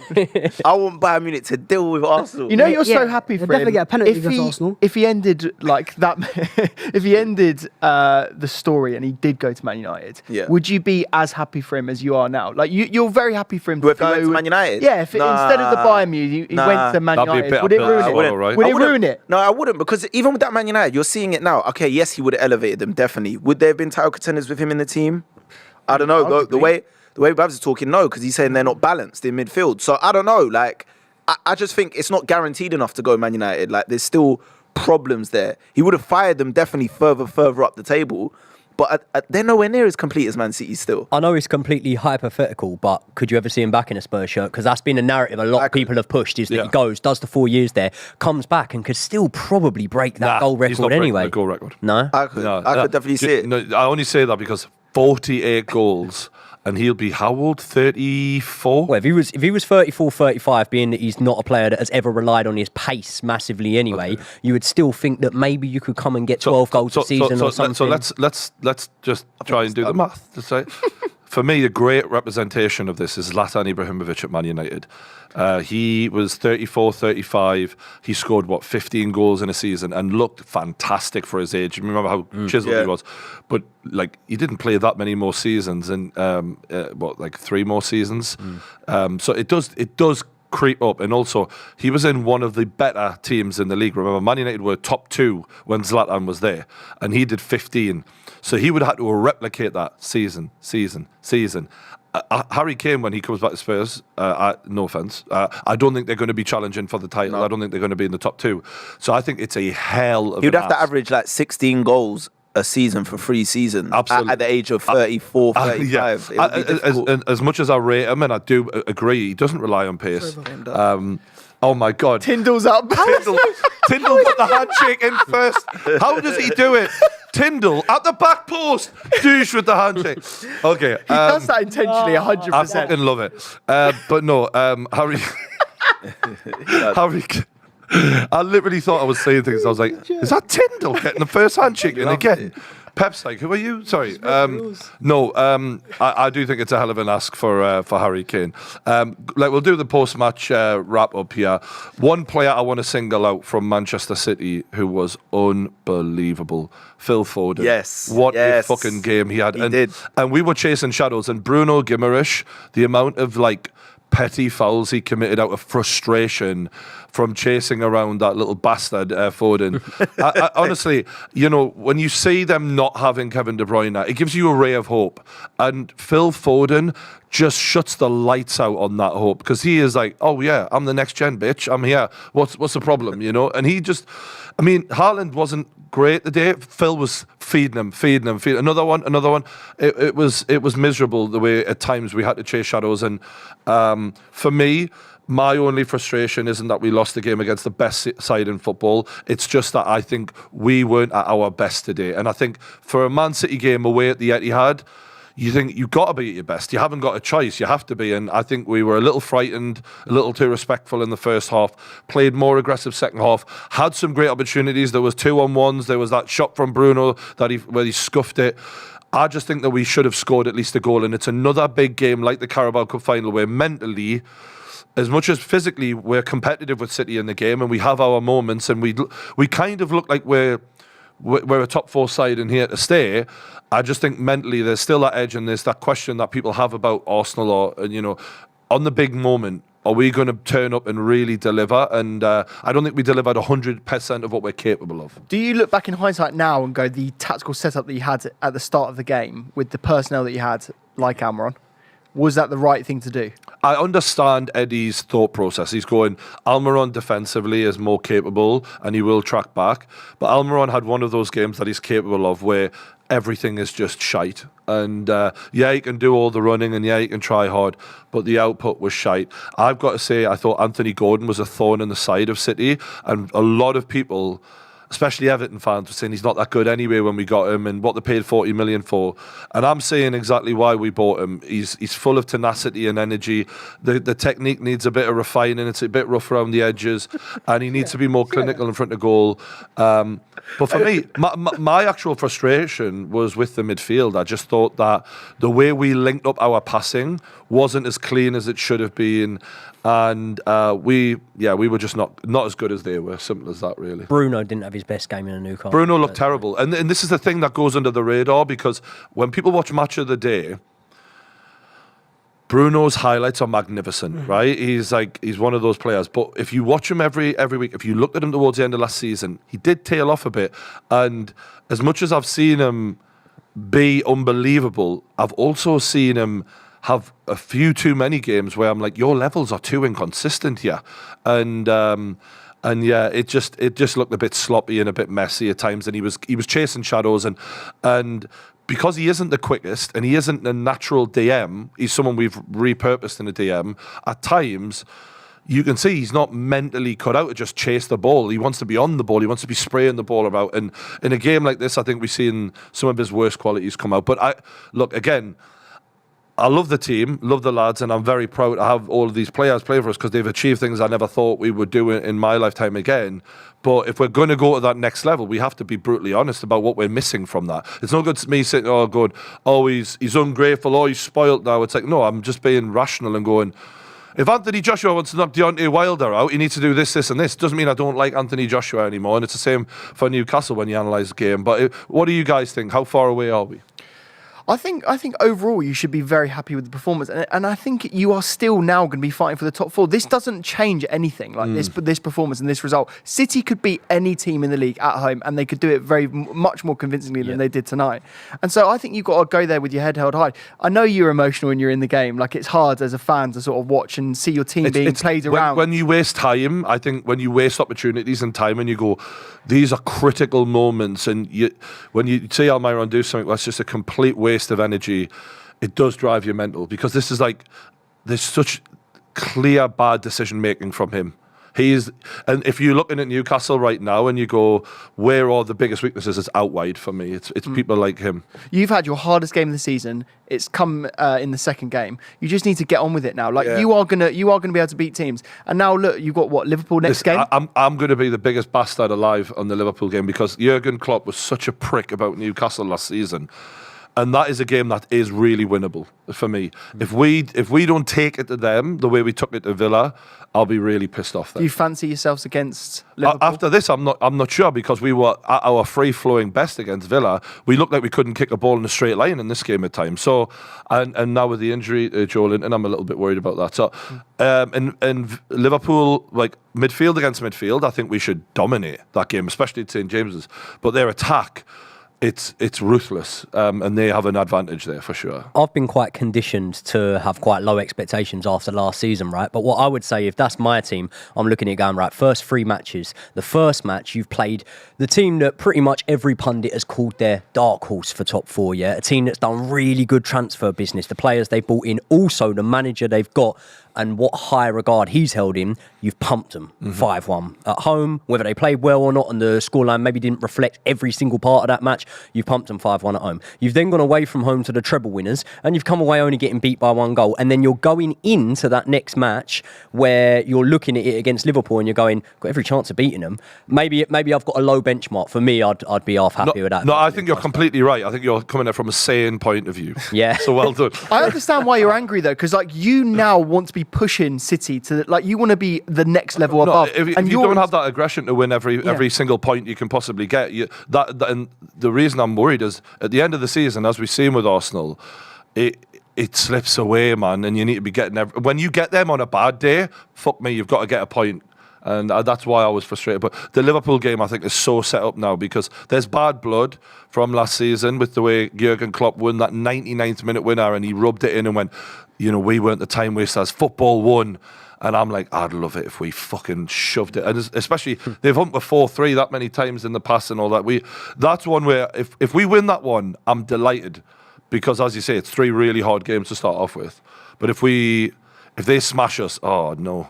That's when I'll start worrying. I think you'll bounce back in front of your fans. Yeah. I think when you look at the 2 performances so far, if you're looking at a head-to-head between Liverpool and Newcastle, as a neutral, there's really nothing to separate them. You've had a really good performance. You've had a performance where you'd fancy more or less everyone to have a similar result, or if not get beat worse. And Liverpool have had 2 mixed performances again. So you're looking at that match now and you're going, it's 50-50, isn't it? So... Yeah. All right, we'll wrap it up there. Big thanks to everyone in the chat. Big love to all of you guys. We'll see you next weekend. It is Newcastle, Liverpool, and hopefully I'll be a little bit happier. Big thanks to all the lads. Don't forget to check out everyone's YouTube channels and their socials. And the new guy, Joey, smashed it on his first debut. Well done, bro. And we'll see you on the next one. Peace.